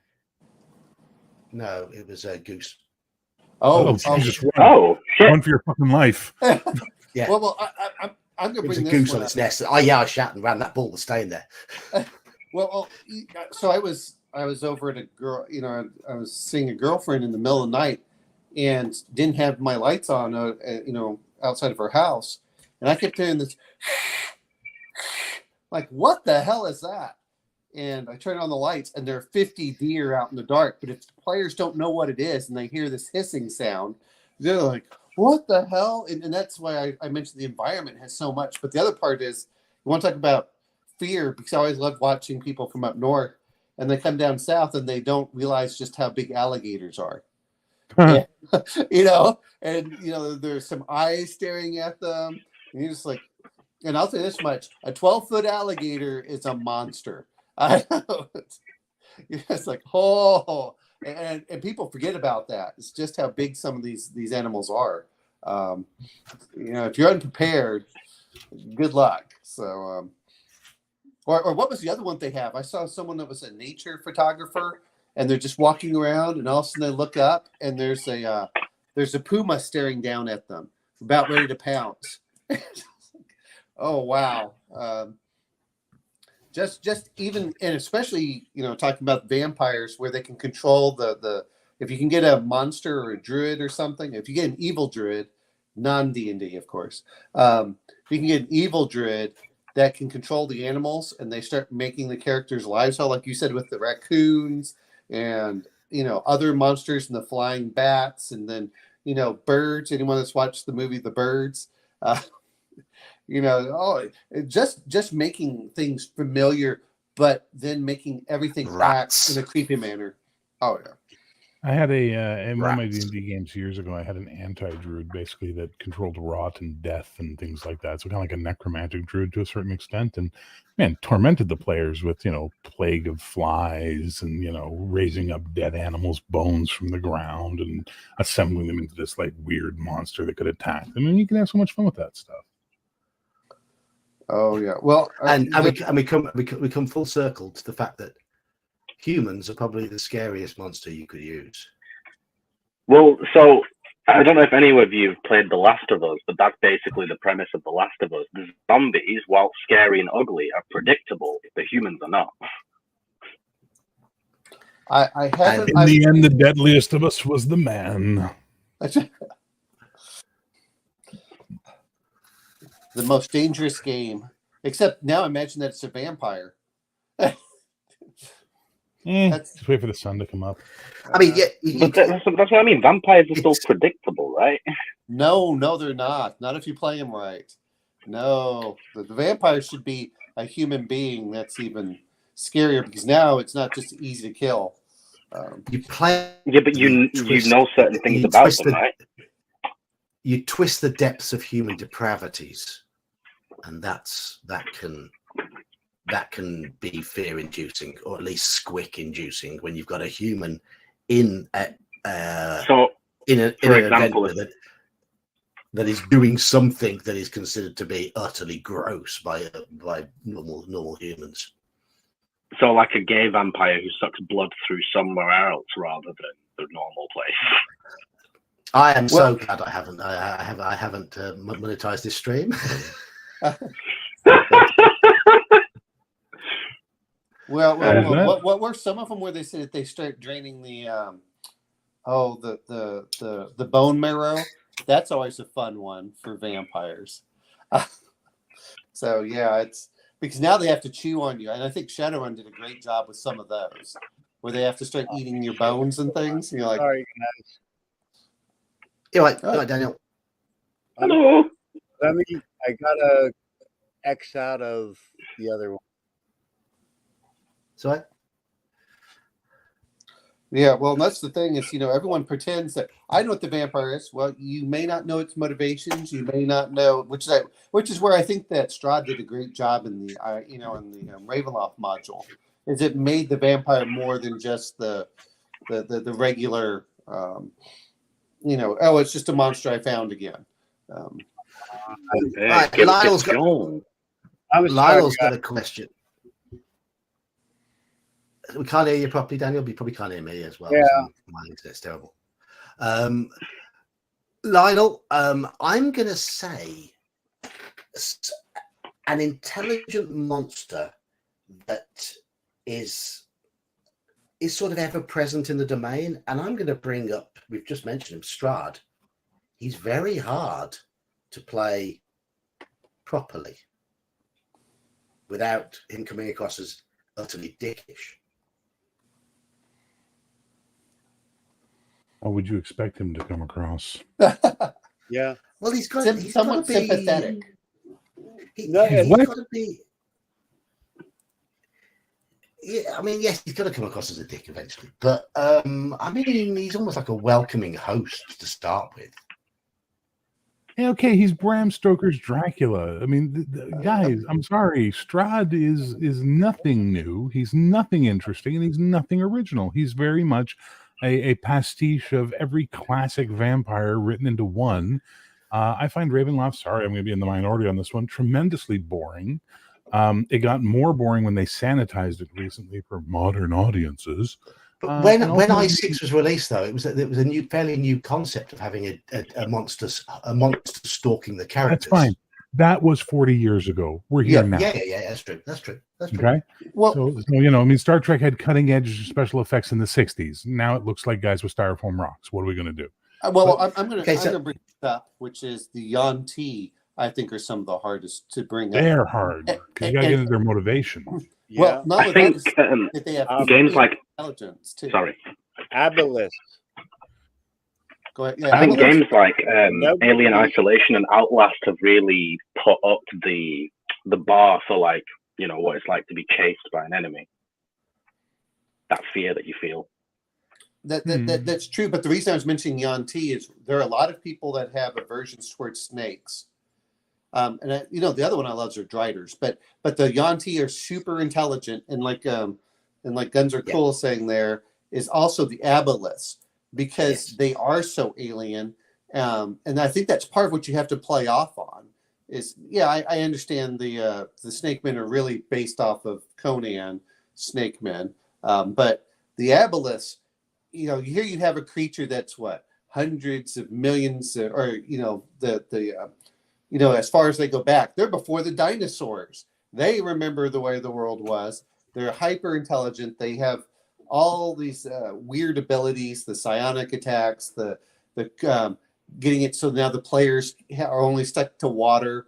I think those are some of the fun ones to play also, especially if the players don't understand what's going on and you have them in the background. And sometimes, when we talk, Sexus was talking about it with the monsters having,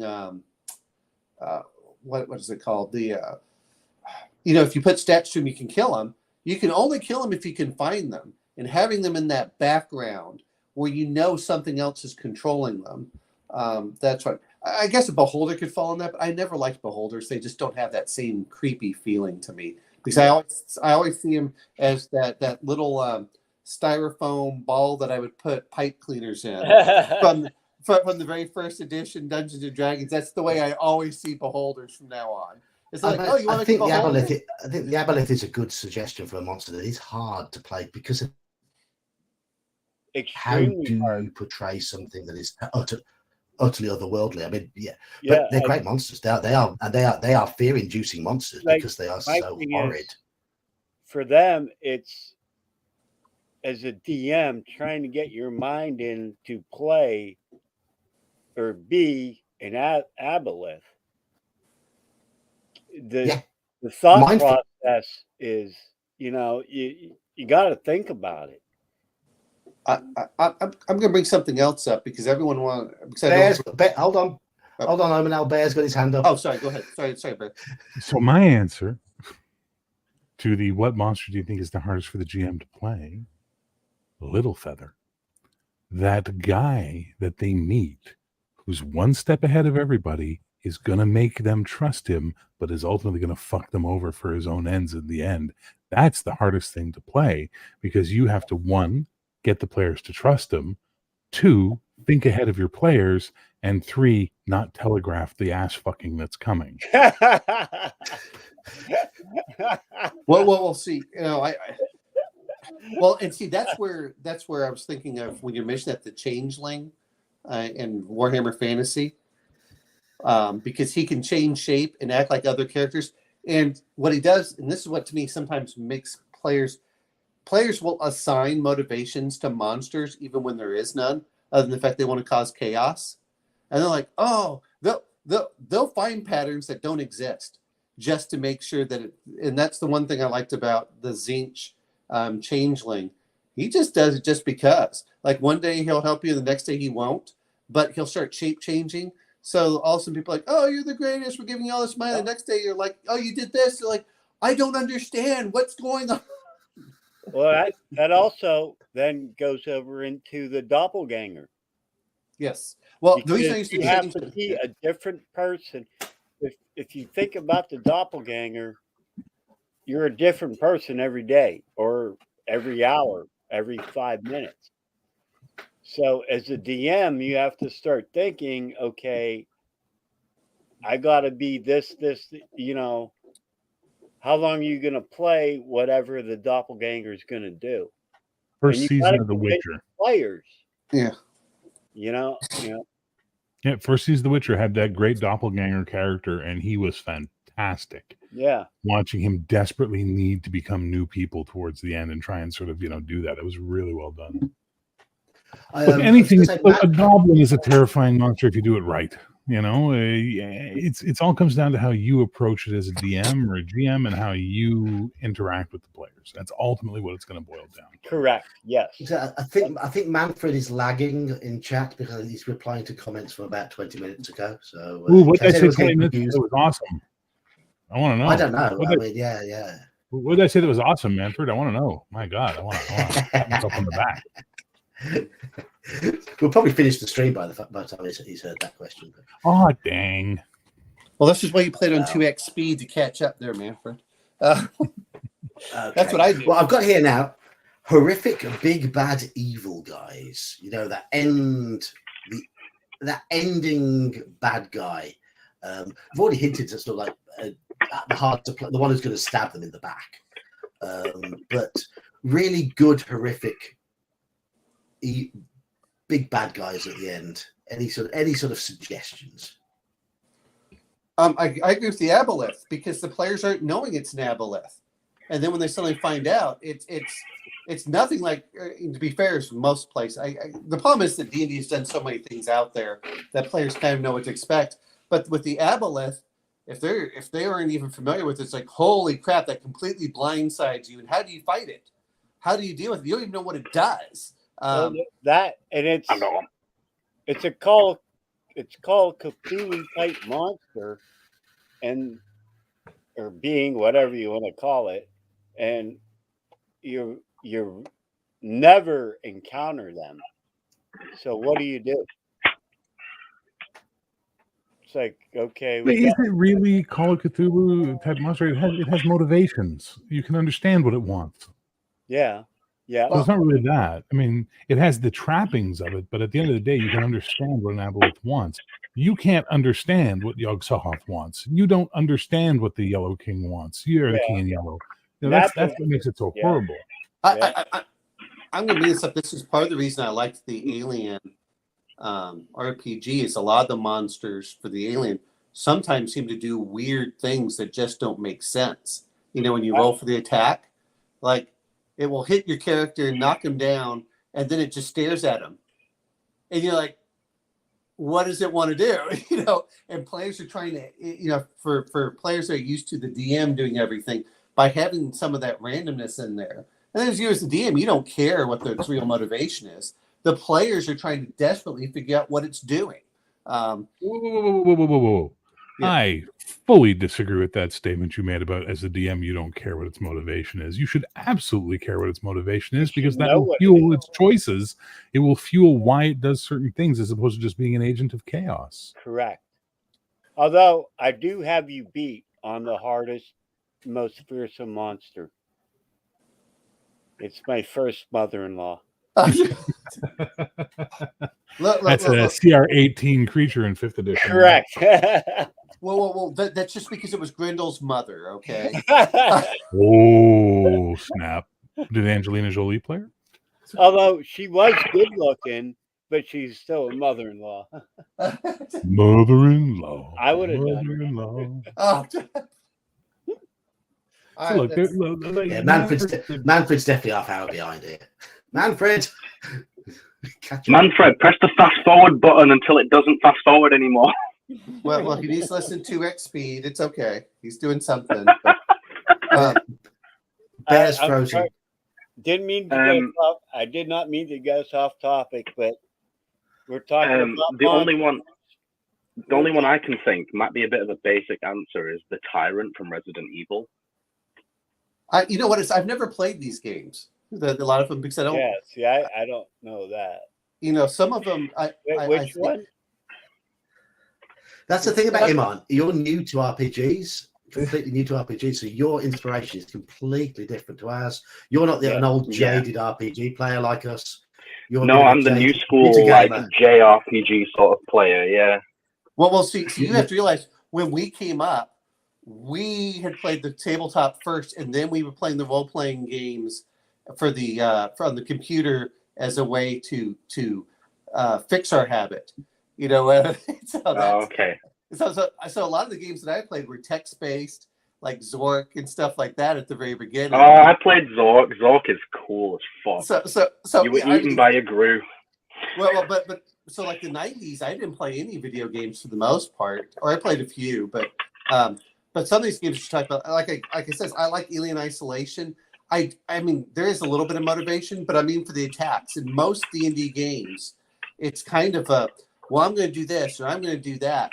But whenever you play some of the Forbidden Land stuff, or you know the Mutant Year Zero, you roll the attack, and so it has different attacks depending on what you roll. But the dungeon master isn't the one deciding the attack. It's the roll that's deciding. And so now the players are trying to figure out what their motivation is. And I think part of, what the fear comes down to is also not understanding your opponent. This is why, whether it's bugs or alien, you can't reason with it. It doesn't seem to have a true motivation except sometimes hatred. It's one of these things like, well, why does it do this sometimes but not this other times? And players will always try finding the players will try making sense of things, even if it doesn't make sense, as long as it feels, when I say believable is, if the monster isn't doing magical teleports, then it feels real enough, like they're being stalked. Why is it doing this? Why doesn't it back off when we hurt it? Things that normal animals would run away from. It's like, oh, okay, I'm being attacked by wolves. Well, technically, if I bring out a torch, they'll back off, but this thing won't. And you're like, well, what is it doing? Why isn't it backing off when I hurt it? And that's why I love spiders, because people have real fear of spiders and centipedes. Those are two. Yeah, me included. Like snakes. Who was it that said snakes? Oh, I did with the auntie. Yeah, exactly. You bring out that, and that I know where you're coming from, and it makes sense, because like when I play with my family, if I say spiders or snakes, even rats, there's a different say, you see an orc, they're like, all right, whatever, pull out my sword. But you say spider, snake, or rat, there's a reaction. I'm gonna bring up one other one: leeches. Yeah. Oh God. Gah. See, there's the instinctual reaction. Yeah. Another thing's very common. Yeah.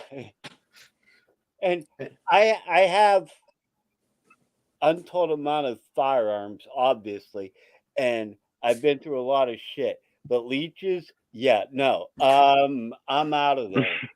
I got one. I will be gone. I got one. Giant Lone Star tick.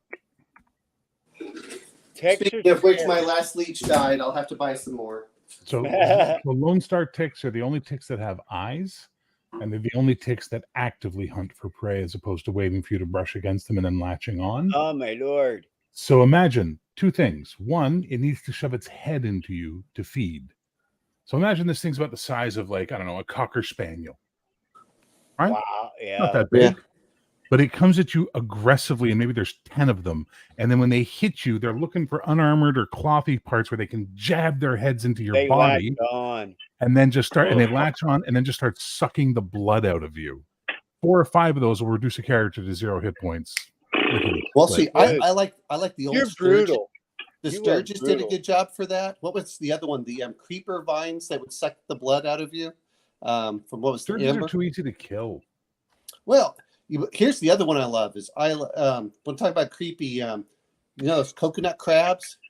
Yeah. Oh yeah, especially if you can hear the clacking and stuff as they're moving along. But knowing that they can eat you, it's, and then of course you make the giant versions don't seem quite as scary. But boy, you get a swarm of them, and I really wish D&D would do more swarms sometimes. But you get the swarm where they're crawling up, and you're just like, ah. Yeah. If you're a good player and the problem with that is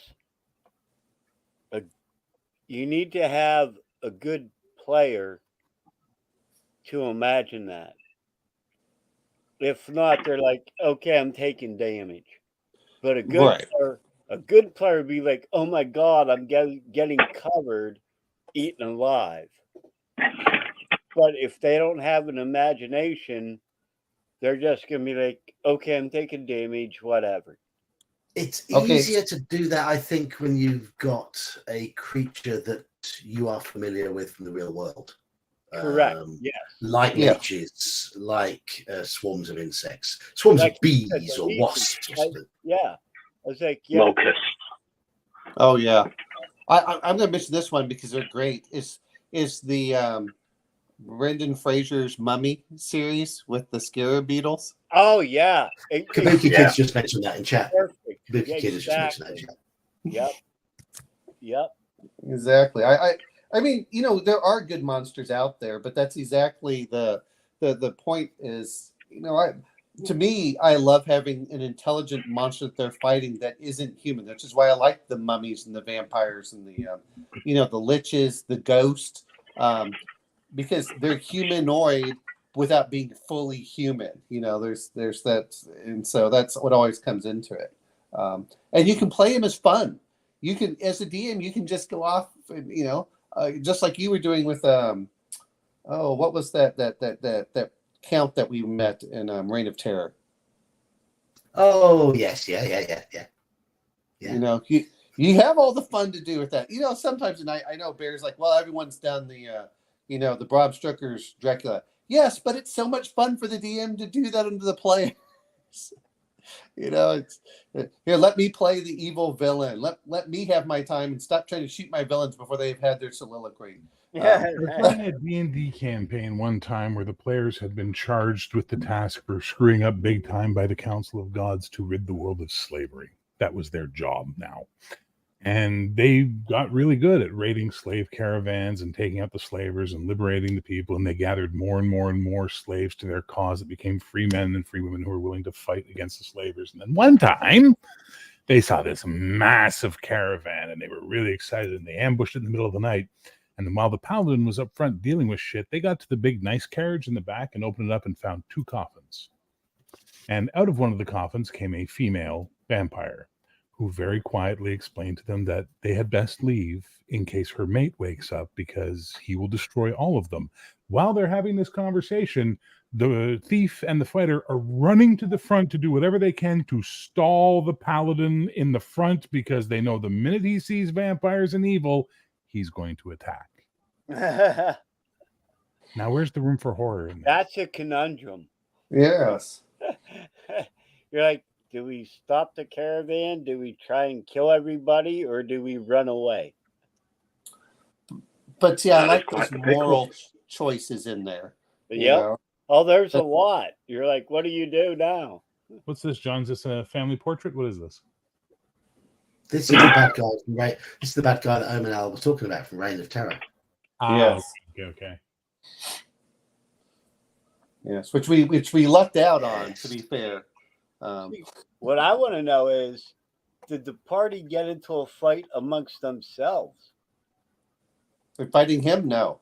No, No. I think about it though. The paladin is going to yeah. want to go after the vampires. I know I'm getting off topic, sorry, but the paladin would want to go go to the vampires, whereas everybody else just wants to get the hell out of town. Oh no, they just cast sleep on the paladin and just dragged him away. Oh, he was a low enough level? They were all like 4th level at the time. Oh, okay. What did you say? They cast sleep on him? Yeah. They just put the paladin to sleep because he's like, what? Oh, I'm going to face the evil. And they're like, no. This evil will destroy us. I'd be like, dude, I'm gone. Wait a minute. Was his name B.A. Baracus? I pitied a fool. I'm not sure if John's familiar, but that was always the thing of whenever they wanted him to fly, they'd drag him or something. The A-Team, John. You ever watch the A-Team? Yeah. Okay, there you go. So you Who get hasn't? What is I'm this gonna say, picture's disturbing, John? What the hell is this picture? Stop it. It's creeping me out. That was on before you came, actually, and then for some reason I think it went off. Maybe when he switched to Google Chrome.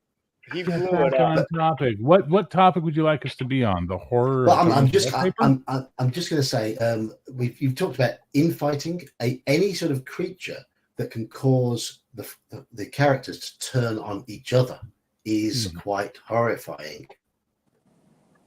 Okay, Because So it takes away party cohesion. What about mind flayers? like a leprechaun. They were super scary, but they've been overdone so much. I kind of burned out on them. I'll tell you this much: is I kind of like, not that I've ever met one, though. I can't even remember what it does, but the gibbering mouther. Yeah. That is just creepy as hell. And Yep. you know, what does it do? Confusion and a few other things. I used a Grell. I love Grells. That had I love the look. sentience. that had Yeah. sentience A and what? become Pretty a cool. Grell that had gained sentience and had become a spellcaster Yep. and had used illusions to disguise himself as an evil mage until the very final battle when they realized he was a fucking Grell. And boy, I you don't want know to talk what about that is. it's the brain It's a with the tentacles and the bird's beak. Correct. Yes.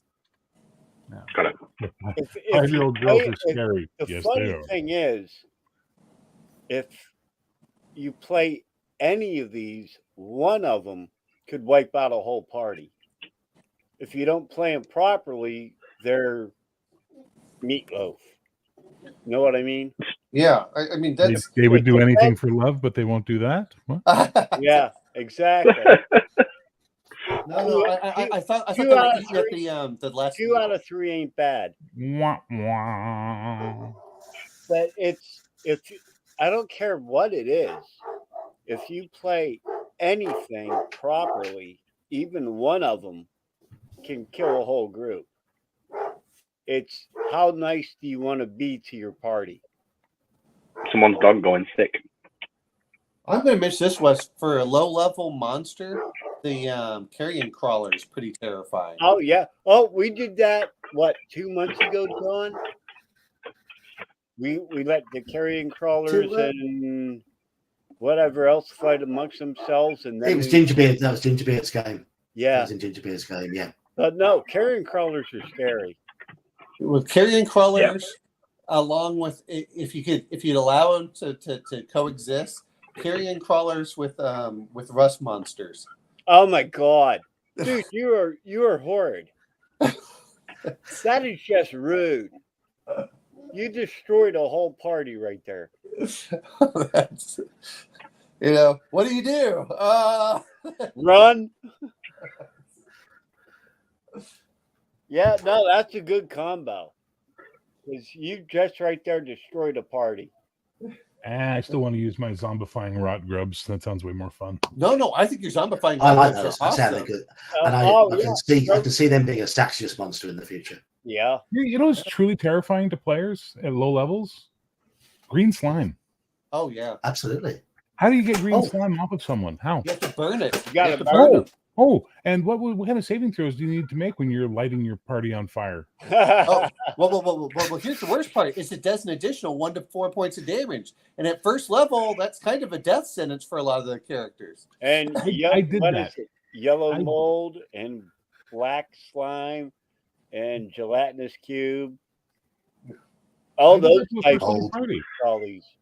They fought green slime. The elf maid, the warrior got it on her arm. They tried to burn it off. They did damage to her. And then finally one of the guys was like, fuck it, I cut her arm off. So they just amputated her arm while the clear put a So they wounds on her. They wrecked her. Oh, yeah. They Wrecked her. Who? became a one-armed elf warrior. Her Yep, bow would shit you exactly. close. Yeah. I'm like, well, that's cool to me, but it's funny, all these things. With low levels, just about everything can be scary, which is why you talk your way out of a lot of stuff. Try talking to green slime and gelatinous cubes. See how that works out for you. No. I said a lot of stuff. I didn't mean everything. Don't worry. I speak gelatinous.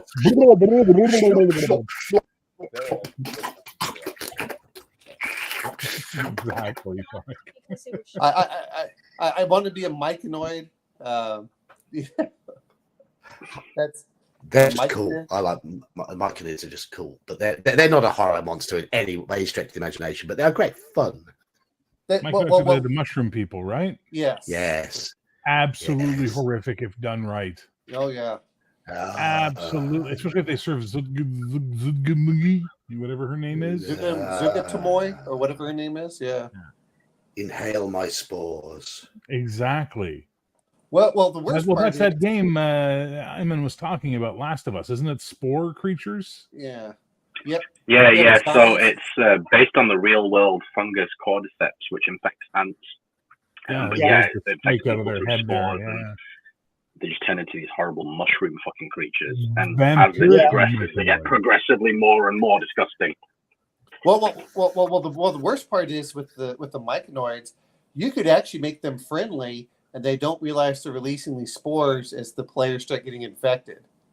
And then they get you. Are they stoned. friendly, or are the spores just making them feel like they have the effects of a charm spell on them? Well, that's well, it could, but I'm saying, but if you even make them friendly, then the players don't feel it's like, well, oh, of course we'll help you out.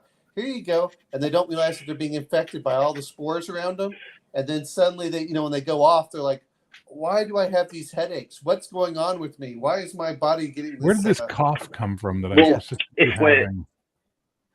If we're talking about The Last of Us, it is sort of more what you would say is the charm sort of thing. You just don't know why, but you want to be around people for some reason.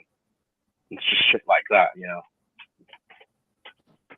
But and then until you turn, you're not. But again, that comes to that body horror. You're starting to change. You might not even realize why you're changing. Paladin, yeah. I don't mean to alarm you, but I just took a shit and there were 4 dancing mushrooms in it. Oh my god! I was just thinking. Is it just me, or have I acquired a taste of reindeer urine? What? Fucking hell! Not those kind of mushrooms. Not those kind of mushrooms. Oh well, you've heard of with the mescal or whatever they. Amanita muscaria, yeah. Yeah, where they eat the where they red and white spotted mushrooms that you just imagine when you think of a mushroom. Yeah, and so people to get high will drink reindeer urine for that. What? Really? Yeah. So the reindeer eat these mushrooms, and then these like indigenous people will like follow the reindeer around until they have a piss, and then they'll drink their piss. All right. Okay. I've seen an elk. It's a real thing. They're big and scary. And how do you get the pee? I don't want. Never mind. I didn't ask any questions. Okay. Well, this is before people realized you could just eat the mushrooms yourself. Okay. Really? So their first go-to was drink the caribou piss. Well, because they weren't sure if the mushrooms are poisonous or not, which wasn't killing the caribou. They kind of are. It's a specific type of poison. Yes. Yeah. Em, you're cracking me up. But the bad thing is, I'm sure it's true. But it is true. I'm not even shitting you. What I want to know is who the hell thought to drink piss out of the deer to get high? We're going to go there. Who the hell thought to go up to a cow and think, I wonder what happens if I squeeze this fucking pit thing? How thirsty was that guy?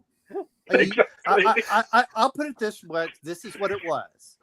I double dog dare you. Yeah. I double dog dare you to do it. And he's like, oh, really? And then the other one goes like, I triple dog dare you. He's like, all right, Oh my god, I'm almost in tears. So hard right now. A double dare is actually, I'll do it if you do it as well. Yeah. Exactly. Come on. Have you ever? Yeah, there are those coffee beans. Have you ever watched A Christmas Story? Yeah. No, I'm asking Amon if he's ever seen it. No. Go watch that, and then you'll see the reference to the double dog and the triple dog dare you. Oh yeah, the original Christmas Story. Yes. You'll shoot your eye out, kid. Yeah, exactly. Yeah. Yeah. You need to watch that, Amon. You need to watch it. It's funny as hell. Yes. Give me 1 second. And then you understand our references. Yeah, but I had to mention that because you're like, well, how does someone do this? And like, all it takes is a few bored men, and they go, I dare you. Well, I double dog dare you.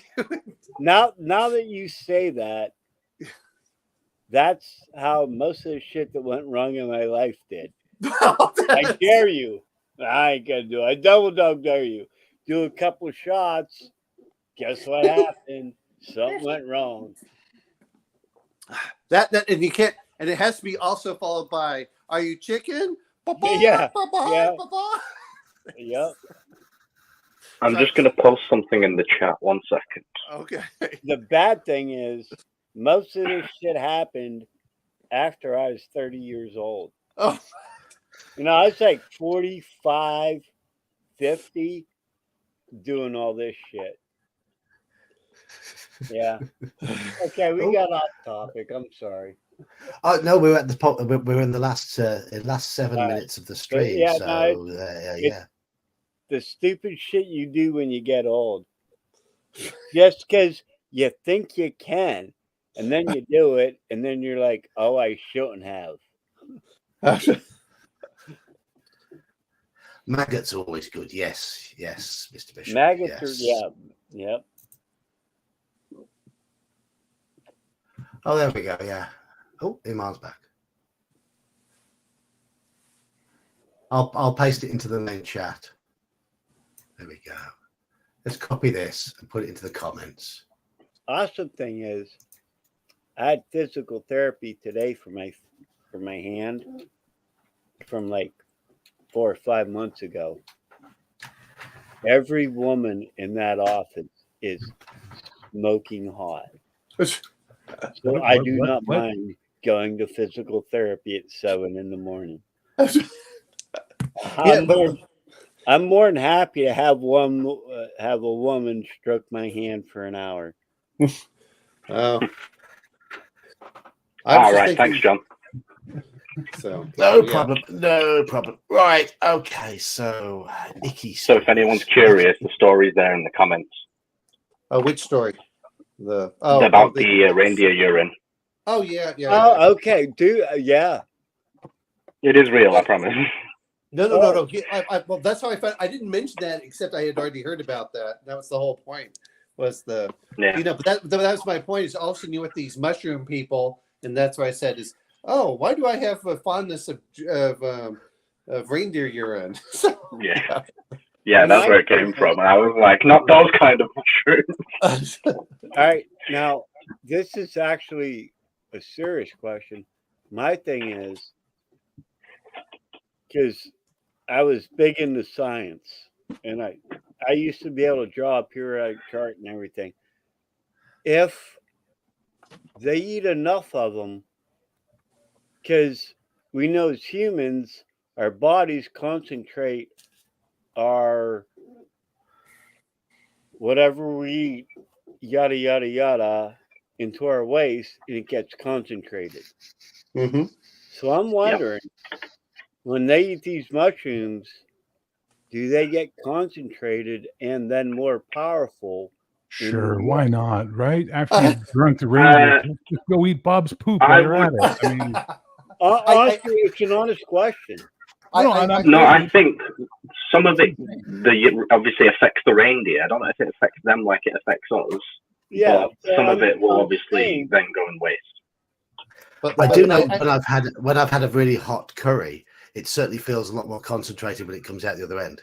Well, yeah, that's what I'm saying. I think your body breaks it down. Also, I think your body does metabolize it and breaks it down, unlike the reindeer, which I think the reindeer. Yeah, so it would.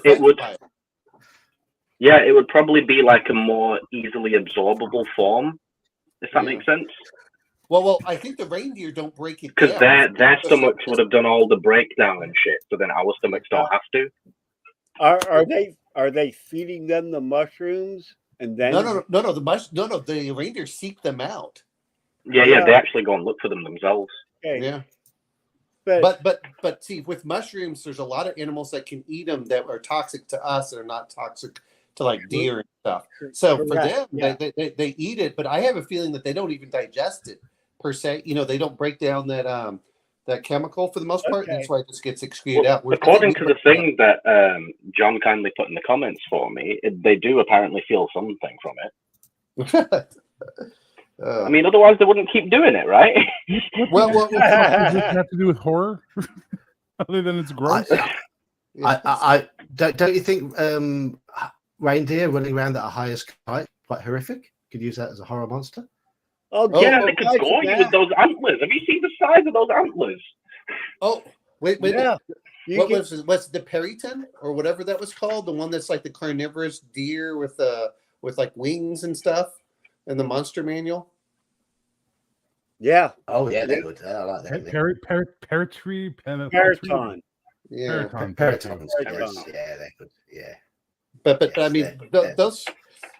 I mean, if you can get that in there, especially, since we're talking about mushrooms and stuff, if all of a sudden you start getting infected with this and then the disease, we're talking about monsters.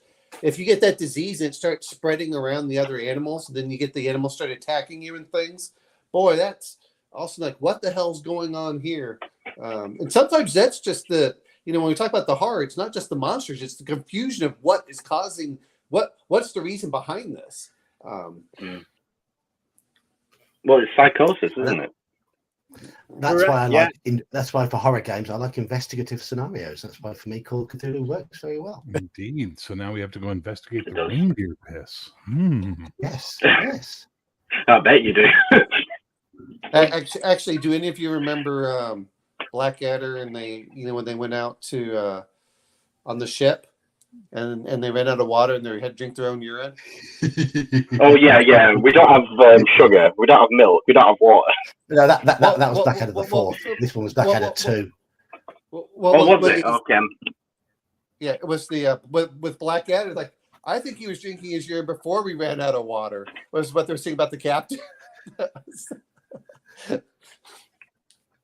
Yes. It's a classic episode. Dark place we've gone to. We go down a freaking twisted drain every night. Well, that's good because it has. It's funny. I love it. It has dragged us towards Pumpkin Hour. And you know what that means? Pumpkin spice reindeer pee. Have a good night, John. See you Saturday. There we go. So there's only one person on the stream at the moment who has a channel to shill. So Bear, go on, get shilling. All right, tonight we're doing the Four Color Cafe. In about an hour's time, we're discussing something that John won't show up for: sci-fi and sci-fi RPGs. So John, I'll be asleep anyway. Hey, which sci-fi RPGs are you bringing out there, Bear? We're just going to talk about sci-fi RPGs on now. So okay. Bear, I'll be lurking. I probably won't talk, but I'll lurk. Always happy to have you. Don't forget, guys, when I get to 2,000 subscribers, I'm giving away the Unnatural Selections backer kit for Shadow Dark that I backed at the high level. So that'll go to one of the members. You have to be a member of my channel, $1 a month. And come on over tonight and hang out and watch the show and have a good time. I'll see you. And next week, Tuesday, I'm going to be starting a bi-weekly Star Trek game. So John won't see that either.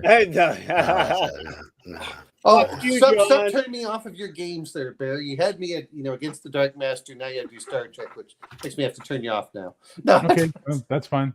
I know. I just take care. Be well. Right, anyway, Via con Diablos. Thanks, guys. Yeah. Right. Cheers all for being on the stream tonight. We've had Gingerbeard on. We've had Elfbait on. And Wayne popped on briefly very early on. Who else? I said Gingerbeard. Have I missed anybody? Gingerbeard, Elfbait, Saxius, of course. Saxius. Yeah. Wow. The one who will probably be most likely to use the sort of players with the most glee, and he will. But it's good to hear this, actually. It's good to hear. Anyway, thanks for joining us tonight. I'm going to head off to bed, and I'm going to, and if Lee, if you're still there, I'm going to look at that for these sort of TP link boxes you mentioned earlier and see if those sort of things can help my internet, because it's beginning to really annoy me. And believe me, it annoys me more than it annoys you lot. Cheers all. I'm going to end the stream now, and I'll see you all probably Friday. Thanks, everyone.